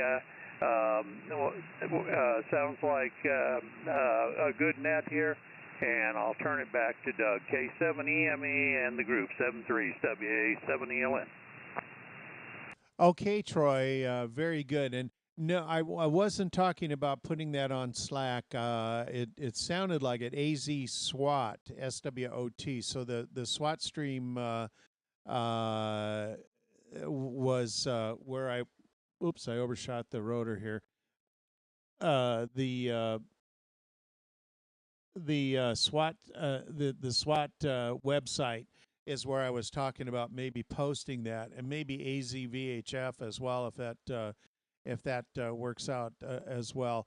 So anyways, we'll see how that comes. I'm going to be busy here over the next week or so, but I'll try to, you know, I'm not a computer expert, so maybe that's a good thing for if I write it, because then it'll be boiled down to you know, somebody at that level that like me, being able to put it so that the real technical stuff, or the assumed skills are somebody needs a dumbed down list for guys like me. So that would be something to do. So I will take that up, and maybe if I get something typed up, pass it around to some of the others and let them add or edit to it to get something that will be useful for the average Joe to get this done. So yes, that's something that we will work on. Let's see. Dave, K7SWK, congratulations on working Surge up there in Las Vegas. So what do you got going on today? Go ahead, Dave. Hello, Doug, and the rest of the net. K7SWK, Dave in Northeast Phoenix. Well, I tell you, I'm in the process this last week of taking a commercial looking contractor office from part of my house and making it look more like a residential sort of office building, and taking out the big steel file cabinets and moving them to different places and so on and so forth. And as you can see on my QRZ page, you can see my table that I had made 15 years ago for my radio equipment and so on. And I'm going to be changing the location to an outside wall. It's on an interior wall right now. I've never really been extremely happy with that. I'd like to keep those lightning arresters and stuff outside if I could instead of inside. And so sometime in the near future, after I paint and so on and so forth, I'm going to be moving my station over to another corner of this room. So that's what I've been doing this last week or something. Being retired sure has its ways of sounding boring for sure. But anyways, as much as we love radio, of course, it's not boring to us. But I need to find out some more about that handheld thing, just like I need something else to go through the learning curve on. I'm still trying to figure out how to turn my radio on. But anyways, I think back, and it's only been about 7 or 8 months since I think I talked to Robert on HF one time, and he was, I believe that's who I talked to, and he told me how much fun he was having on 2 meter, and I said, well, geez, I have an extra radio, and I got a 2 meter antenna at the side of the house, and next thing I know, I was on the air, and then pretty soon the guys were saying, well, you know, you got a pretty weak signal, but if you do this, what kind of coax you're running, and so on and so forth. And I ended up replacing every bit of my coax, and then I put a little more aluminum in the air and got up a little higher, and put a loop antenna below my Yagi to get most of it. In fact, I'm on the loop antenna now. Oh no, I'm sorry. I'm on the Yagi antenna pointed to Tucson, so I hope my friends in Phoenix hear me all right. But anyways, that being said, and then finally, after all this time, Sergio, that's 316 miles from me, and heading there 259 degrees. I finally got to him, so geez, I must be doing something right, and it's getting to be more fun as we go, for sure. Let's see. Yeah, and I'll have to find out some more information from you all on the field day. But I think that's pretty much all I had. Yep, that's all I have for today, and it's always a pleasure. I look forward to getting up early Sunday morning, which is earlier than I get up the rest of the week. But I look forward to grabbing a cup of coffee and getting out here a little before 7, and so I can get signed on and listen to everything that's going on, and even all the background conversation and stuff is very interesting for me. So, anyways, that being said, 73s to everybody. God bless. We'll talk to you when we can. K7SWK, back to you, Doug. Okay, Dave. Yeah. Think about that. When first time I talked to you on whatever it was, 2 meters or 432. That first time you came by, and I think Chuck and I were talking, or maybe Robert and I don't know. But anyways, yes. You come a long way there, and what did you say, 325 miles or something like that up to Surge from where you're at. You know, try to do that on FM, or even you know, on a repeater that's not linked to something via the internet. You're doing it direct on 2 meters. And that's what the weak signal VHF thing and this net, that's what it's all about, is to promote that. And right there, congratulations on your DX. So now you can officially say you have worked 2 states on 2 meters, and so that's a huge thing. Anyways, let's see. We got Chuck next. Chuck, NJ6D. Welcome back from Chile, and I know you got a lot of stuff to update us on, so get at it there, my friend. All right. Well, good evening. Good morning, everybody. You can see that my time clock is still not adjusted yet. November Juliet 6 Delta here in Tucson, Delta Mike 42. And yeah, Surge was definitely loud. And Dave, yeah, I remember the first time we had a QSO together, and you getting yourself spooled up here. So nice progress there, my friend. Anyway, so let's see. Right now, at this very moment, I'm doing battle with Anderson power pole connectors.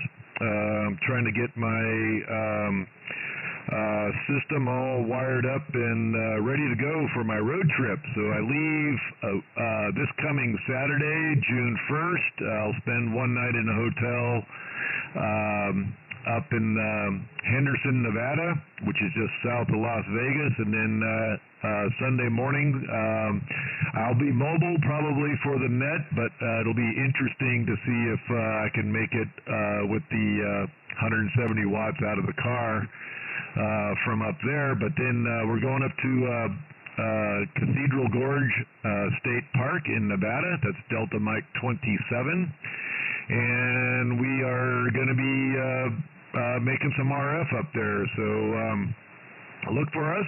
We'll be on 6 meters FT8 MSK. We'll do 2 meter MSK meteor scatter. So those that are longing for E-skip, meteor scatter is pretty much all the time for the random meteors, and if there's a meteor shower, it really is pretty exciting. So if you can do FT8 on your radio, you can do MSK. So anyway, we're going to try to check in with Doug.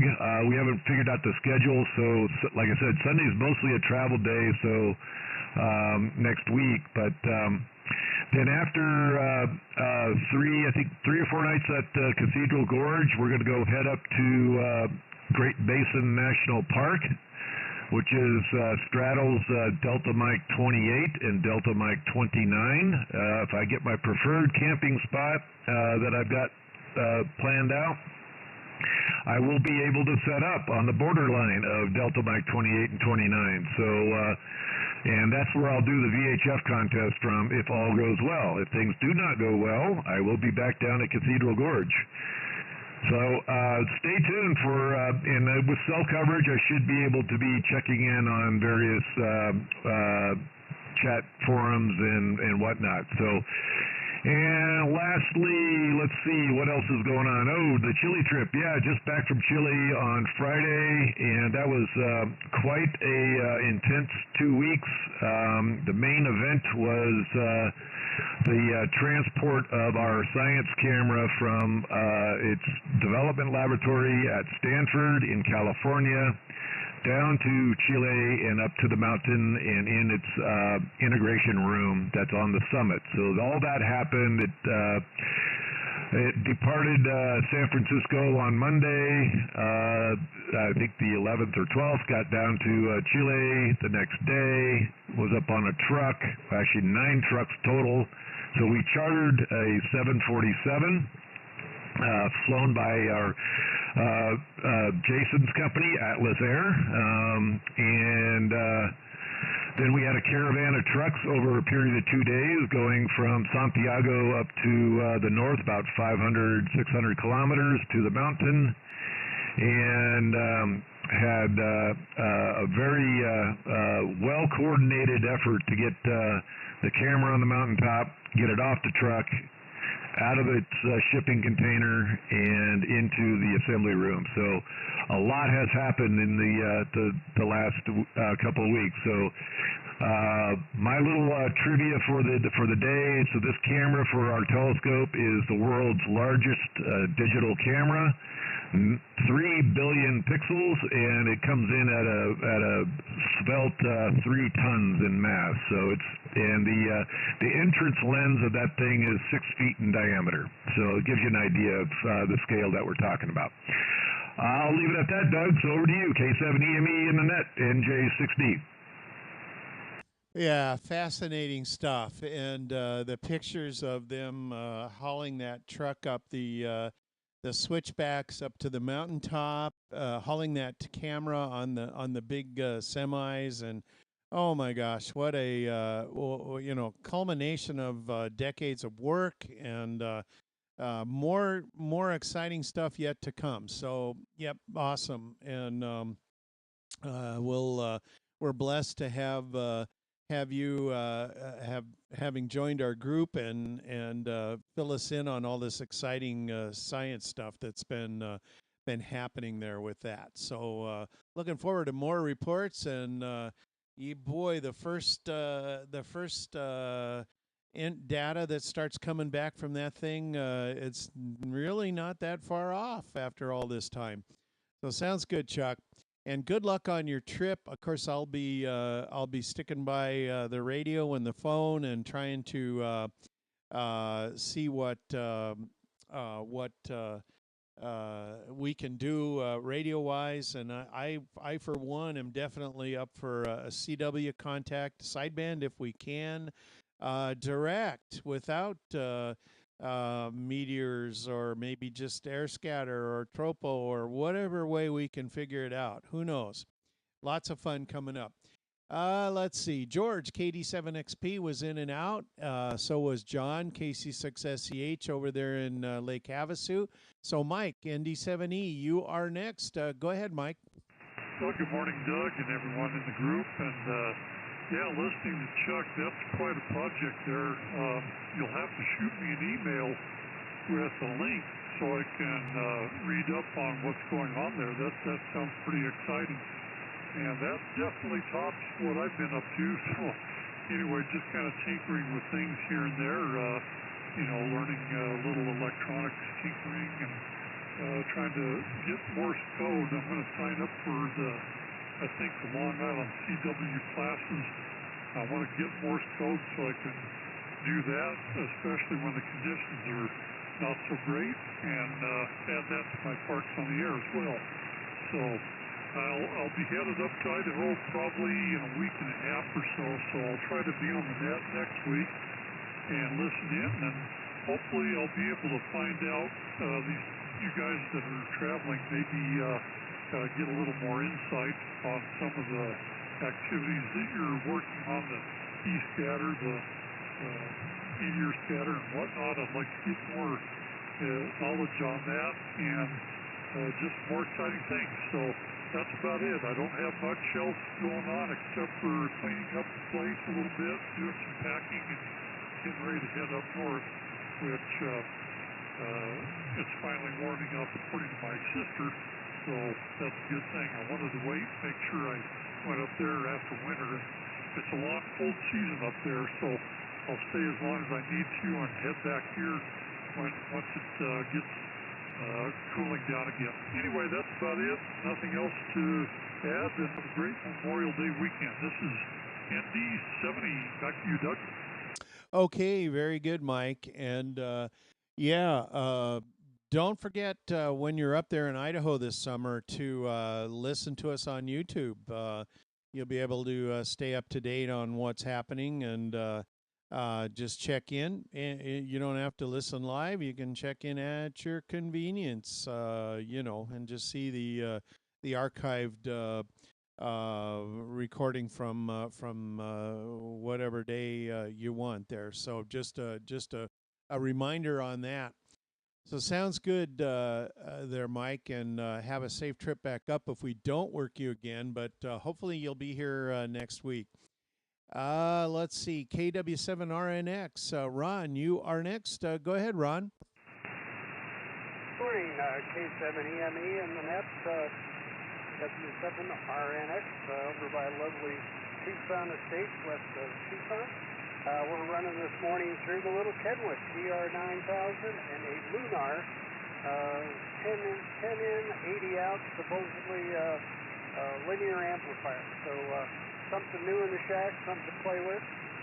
Not too much new on the radio end. I've got some parts coming in to make a couple of chokes. I've never put a choke on my HF system, so we're going to make a couple of chokes this week and give a little proof to whether that cuts down on some of the noise that I pick up here in these townhouses. Everything's pretty tight together, so not much else new. I want to give thanks out to Al, K7ZYT. You did a great job last week, Al. I appreciate it.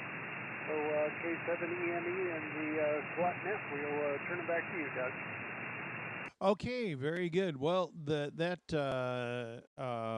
Kenwood 9000 mobile multi-mode rig that you're running sure sounds good. I like the audio on it, and yeah, the 80 watts definitely helps because you're totally in the wrong direction for me. But with that 80 watts off the back of my beam, I'm able to copy it quite well, and so that's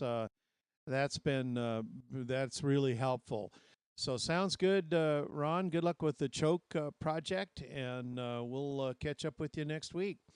So now we're going to go up to Mike, KD5NLP, with his new radio and other station improvements. And Mike, I'm just really impressed with how your signal is. What a great job, and congratulations on the upgrade.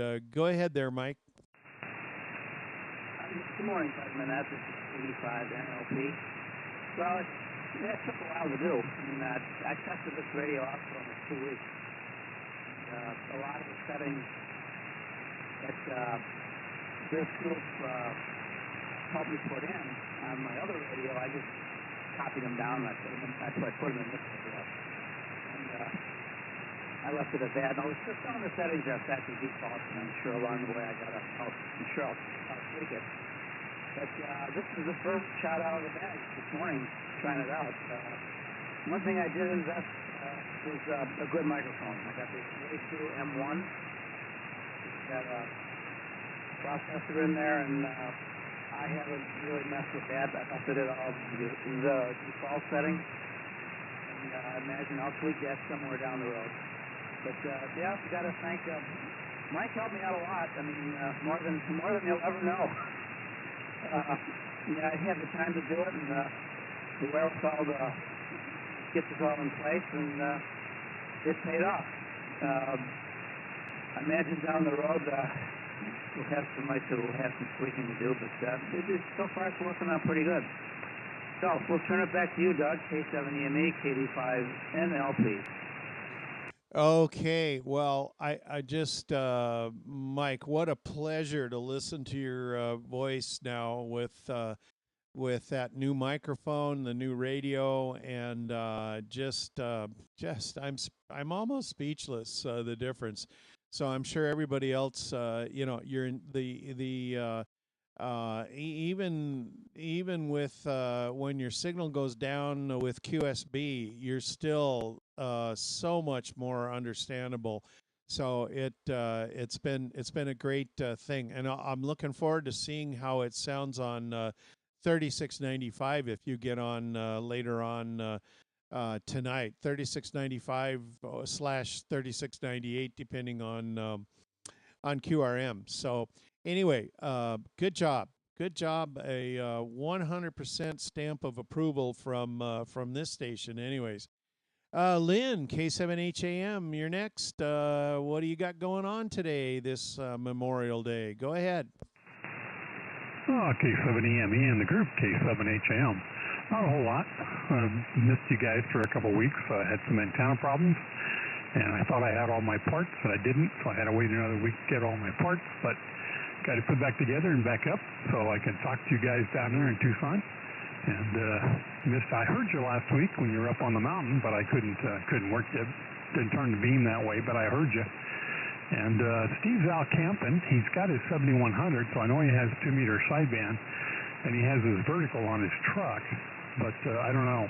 I know I can hear you guys from my vertical in my driveway on my truck, and I haven't tried working you with the 50 watts, but I can hear you guys fine. So he's probably just sleeping in. He had a bunch of family out last night for a little camp out and that kind of stuff. So I'm sure he's just snuggled up in his trailer, enjoying the weather and just enjoying being out there. Other than that, not a whole lot going on here. Just going to be a nice, quiet Memorial weekend for me. Try to lay low, stay out of trouble, which sometimes is hard for me, but that's half the fun of it. Other than that, not a whole lot else. So we'll say everybody have a good Memorial weekend, a good, safe Memorial weekend, and we'll say 7-3 all. And back to you, Doug. K7EME, K7HM. Okay, very good, Lynn. Yeah, I hope you enjoy the weekend as well, and I'm sure that's exactly what he's doing. The cooler air and just enjoying being out away from the city. So that's we'll definitely give him a pass on that one. No problem there. Steve, if you're listening, go back to sleep. WD7R, Mike, how are you doing up there, and what craziness have you gotten into this week with all those boat anchors and other radios you got up there? Go ahead. Hey, it's great to hear everyone today, and shout out to Mike, K85NLP. I'll echo your comments. Incredible difference in his intelligibility. That radio sounds awesome there, and I'm sure we can tweak it a little more with all the different settings in the menu and stuff on the audio width and everything. So yeah, very good, Mike. Congratulations. You should be very, very happy with that. And looking forward to fine-tuning it with you soon. Yeah, Doug and the group, first of all, Chuck, welcome back. Good to hear you again.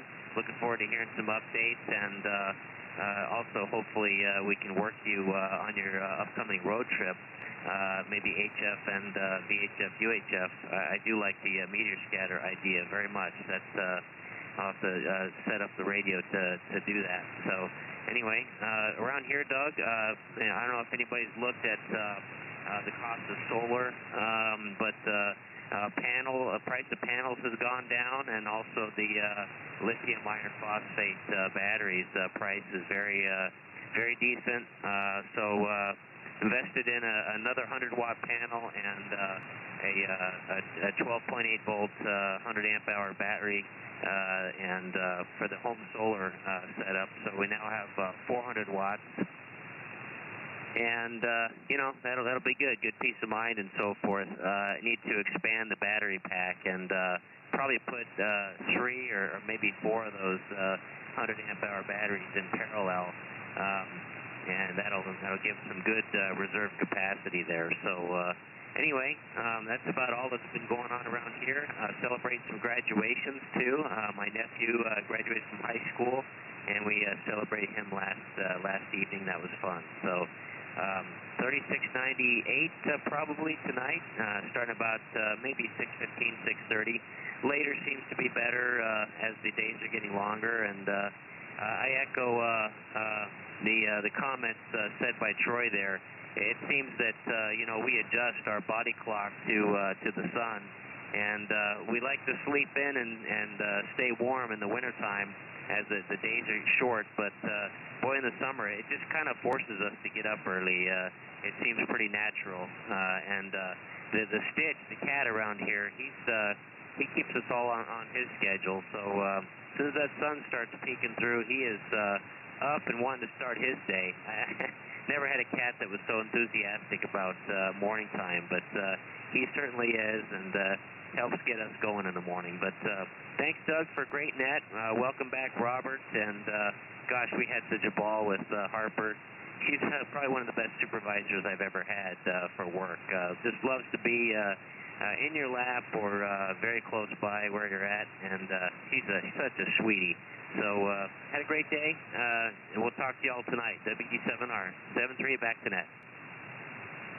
Okay, Mike. Well, great on all of that, and Yeah, Harper's getting to be a regular over there, so you guys are. It's just like a second home. She probably doesn't even bat an eyelash at going over there to stay, and her good buddy Stitch. I. I'm glad to hear that they're pretty much bonded now, so that's pretty cool as well. And uh, the battery comments on the batteries. Yeah, congratulations on that upgrade. You're going to be fine. I don't know if 400 watt, 400 amp hours is. It depends on what your power budget is and what you want to do. I mean, I this time was my first test with 300 amp hours, and it certainly did everything that I needed. And we had some seriously cloudy days up there, but never, even running 300 watts plus on 2 meters off the batteries with the three 100 amp hour battery parallel pack was fine. And I was running an electric blanket all night too, and that draws it down. So you know, the panels, it just depends on how much sun you're going to get. 400 watts is certainly a lot of power. I think for what you do, you will find that combination will be great, and maybe just one other battery, just to have 200 amp hours with a 400 watt combo. You'll probably find that is all you need. So yeah, the panels are getting cheap now, and as well, the everybody you see when you're going down the road to the campgrounds, everybody has solar panels. It's the big thing. So now affordable.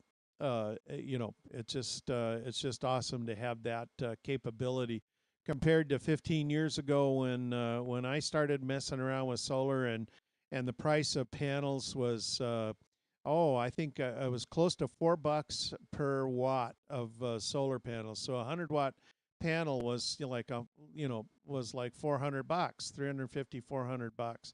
Now way just dirt cheap. All right, well, let's move on and get Warren in here, K7CWA. And Warren, you got your amplifier going. Great signal. Over to you. Yeah, K7EME, K7CWA. Yeah, it is. I do have some interference today, though, which is unusual. I don't think it's associated with the amplifier in any way, and turning it off doesn't make any difference. But I've got a low level of almost like a fan running, a slight tone to it, but interference in the background, and only the weakest signals just, don't override it. But I don't know where it's coming from, and it doesn't help. And there was enough that my wife asked me, and she says, why do I hear a fan running? So anyhow, that's that. And of course, with my antenna, I don't have a beam, but I had those square loops, the H2, I think they're called, stacked. And I've told you this before, I know, but it sure does work.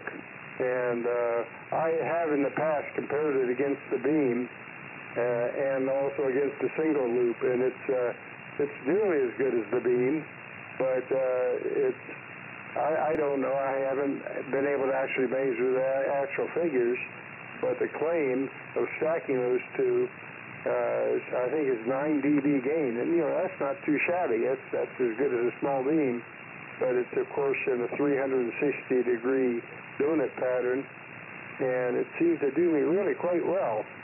So you can hear the results of it, and I had no problem that I can work who I hear. Let's put it that way. So. And I have worked the lead before up there in Flagstaff, and I think it was with this antenna. I know I did it with a beam or something and did it digital, but he's not in the greatest location. Well, I have done Flagstaff, and I've worked into Kingman a number of times, and so I've certainly I've been able to get out.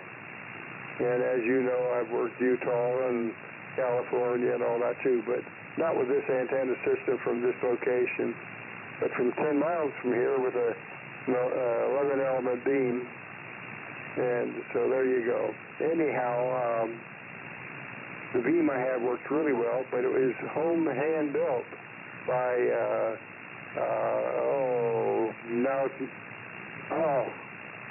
slips my mind. He lives halfway up the highway to JOG. That's the last letters it was called anyhow, up there about halfway up the Kingman or Flagstaff. But he really had a great antenna. It used to be more elements, but a large bird damaged it, and he just cut it off.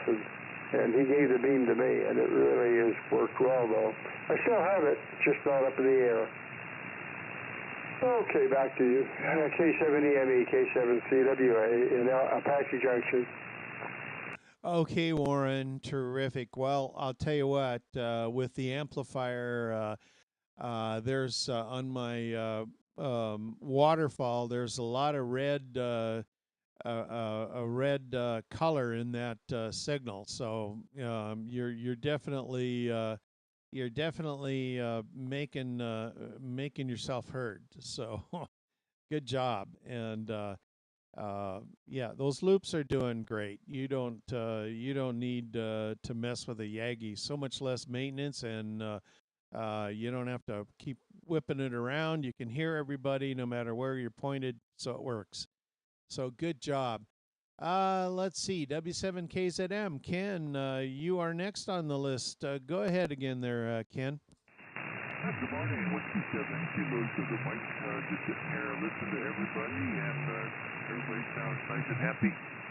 Let's see, this week I was hunting for the drone, and they set it on with either FPV, their first person view setup. And I was just about to pull the trigger on Friday, and I had a question, but the guy couldn't get back to me till this week, so no big deal. I'm working on the test, which is, I think it's 363 possible questions and a 60-question test, so I'll have a little bit to look at, and there's no rush, just have it supposed to be a fun deal rather than stressful. Other than that, it's pretty much what I've been doing all week, going to the doctor like all those other old people, and saying hello to everybody. That's about it for this week, and I hope everybody has a nice week ahead with 7 kilos to the mic. Okay, Ken, very good. Well, those drones, I'm thinking they would be handy to have if, like, I could use one right now to run a fishing line up over my 6-meter beam, which is just swinging freely, a rotor problem, and run a fishing line up over it, and then I could get a rope up over that, and then I could position that thing again. So. I'm thinking maybe a drone isn't such a bad thing to have. Anyways, there you go. Let's see here. Anyway, you have a good week, and we'll catch up with you later. N7RK is next on the list. I imagine, Dave, you probably moved on, but are you out there? Nope. So we had, after Dave, we had Serge, KT6KT up in Las Vegas. W7IXA, Doug up in Scottsdale, and after that is good old Jim up in Gilbert. So Jim, WX7G, you are front row center. Go ahead, my friend. Thank you very much, Doug. This is Whiskey X-Ray 7 Golf, SWOT 3666, up here in the east suburbs of beautiful downtown Gilbert, Arizona. Been a fantastic week for me. By the way, excellent net today here. Been some interesting conversations out there. I've enjoyed it a lot. Well, let's see, the excitement in my life this week was Friday. We always get together a little bar and grill restaurant here in this part of the world. It's called the Mesquite, and after we had our breakfast there, there was 5 of us that went over to the RC drone flying field in Gilbert, and I didn't fly. Well, I flew. I flew one guy's drone a little bit, and proved exactly why I shouldn't. But other than that way, the guys are out there flying their drones and their RC planes, and it was fun watching them do their thing. What was really interesting is the first drone that went up in the air was flying around there. Why, all of a sudden there was a bunch of birds that did not decided they did not like that drone flying in their area. So as the drone is flying around, there's a whole bunch of birds keeping it in check and trying to drive it away. But like I said, it was a great time. Enjoyed watching the guys fly their RC equipment, and that was just kind of the highlight of my week, all of that. Although I did have a good time on both of my 10-meter nets that I run. So outside of that, enjoying the beautiful weather. Holy mackeroli.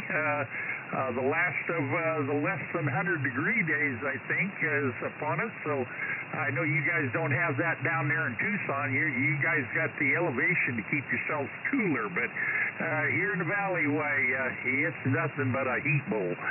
WX7G, back to net control. Thanks for having me.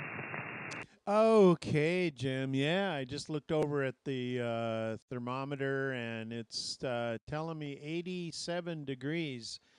So yeah, we'll take it. It's still that's nice and cool. That's cold weather this time of year. So we'll take it. Sounds good, Jim. And you take her easy up there. So that gets us to the bottom of the list. I'm wondering if anybody else is wishing to check into the Arizona SWOT net. Please come now.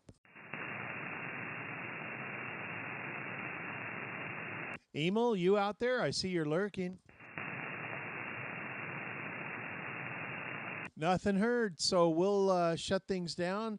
A little bit of a light crowd today, but that's it's a holiday, and I'm glad we had as many folks as we did. Still a good number, 23 out there.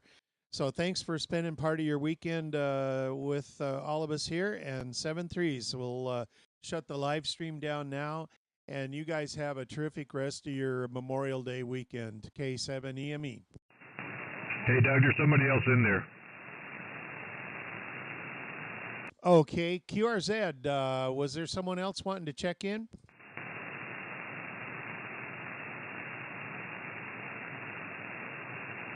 I'm not hearing anything at the heading I'm on. Chuck, give him a call. Yeah, just as you were wrapping up there, the station had an F in it. I may have been Lee up in Flagstaff. I don't know. Did someone else hear him? Someone was trying to talk while you were on. You're so strong I couldn't hear. Who was the other station? Who just made a comment? Yeah, K7EME, K7EME, W1GGM. Anybody copy? Yeah, we got you there, Emil. Go ahead. Yeah, I don't know. I called when you called a minute ago and didn't hear me. I don't know if something was wrong here or not. Anyways, I just got finished with 432 over there. I thought I'd pop on over, say hello. It was good seeing you this week, and I've got a box on my table here that just arrived on my front door that says Guanchang on it. So I'm going to have to talk to you about what I got to do to get this thing on sideband. Got it on the charger right now, and I'm not going to play with it maybe till this afternoon. But anyways, couldn't resist. K7EME, W1GGM. Okay, Emil. Yeah, that must be who Chuck heard there, and I didn't hear anything. I did call you, but yeah, maybe you had a bulky relay or something like that.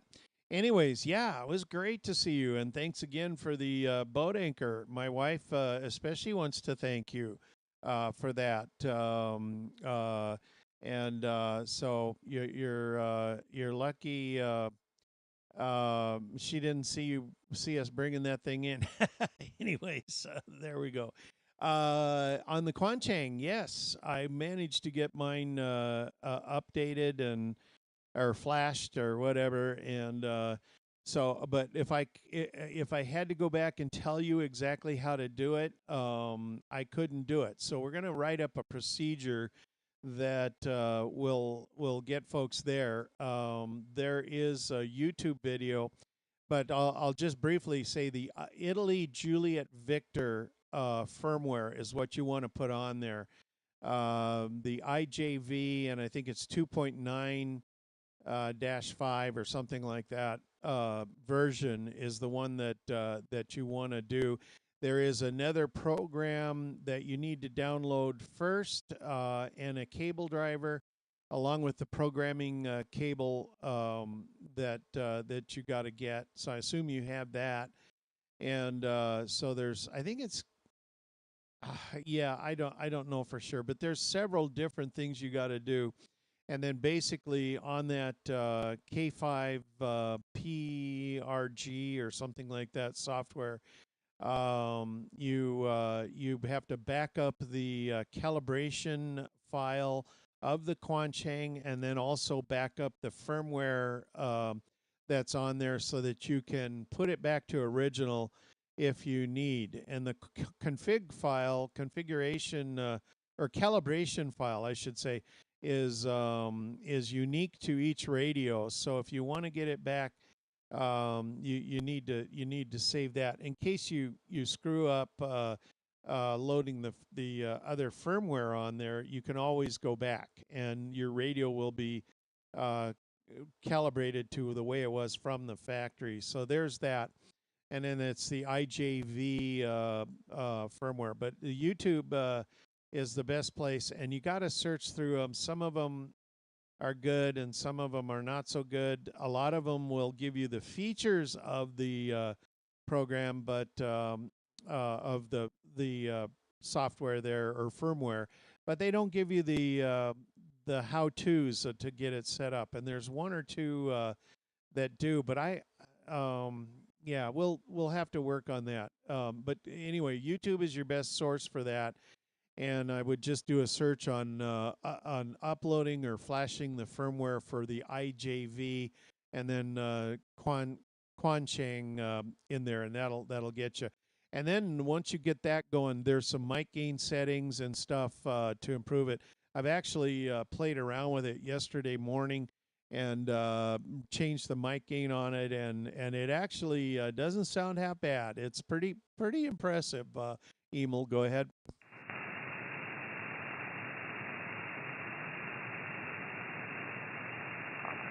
Yeah, very good, Doug. Well, yeah, we'll give that a go. And so I didn't order. I was going to see if the current cable I have for the Bofang and the radiality would work, and if that works, fine. If not, I'll go ahead and order the other cable. So, anyways, very good. Again, was good seeing you. Hopefully, I'll get up in time and talk to Dave, you and Dave tomorrow morning, and we'll see what happens then. So I'll let you go. K7EME, W1GGM. Yeah, okay. Very good. Yeah, I'll be there early. I'll kind of be in and out a little bit tomorrow morning, but I should have a half hour or so to chat with you guys, and then I got to hit the road. So sounds good. Thanks for checking in there, Emil, and we'll talk to you tomorrow morning. I think there was no one else, but might as well check one last time. Anybody else out there? Why don't you give Lee a call? It's a meeting. Yeah, okay. Let me, Robert, let me bump the antenna. Lee, WJ0F. Lee, are you copying? Go ahead, Lee. WJ0F, are you around?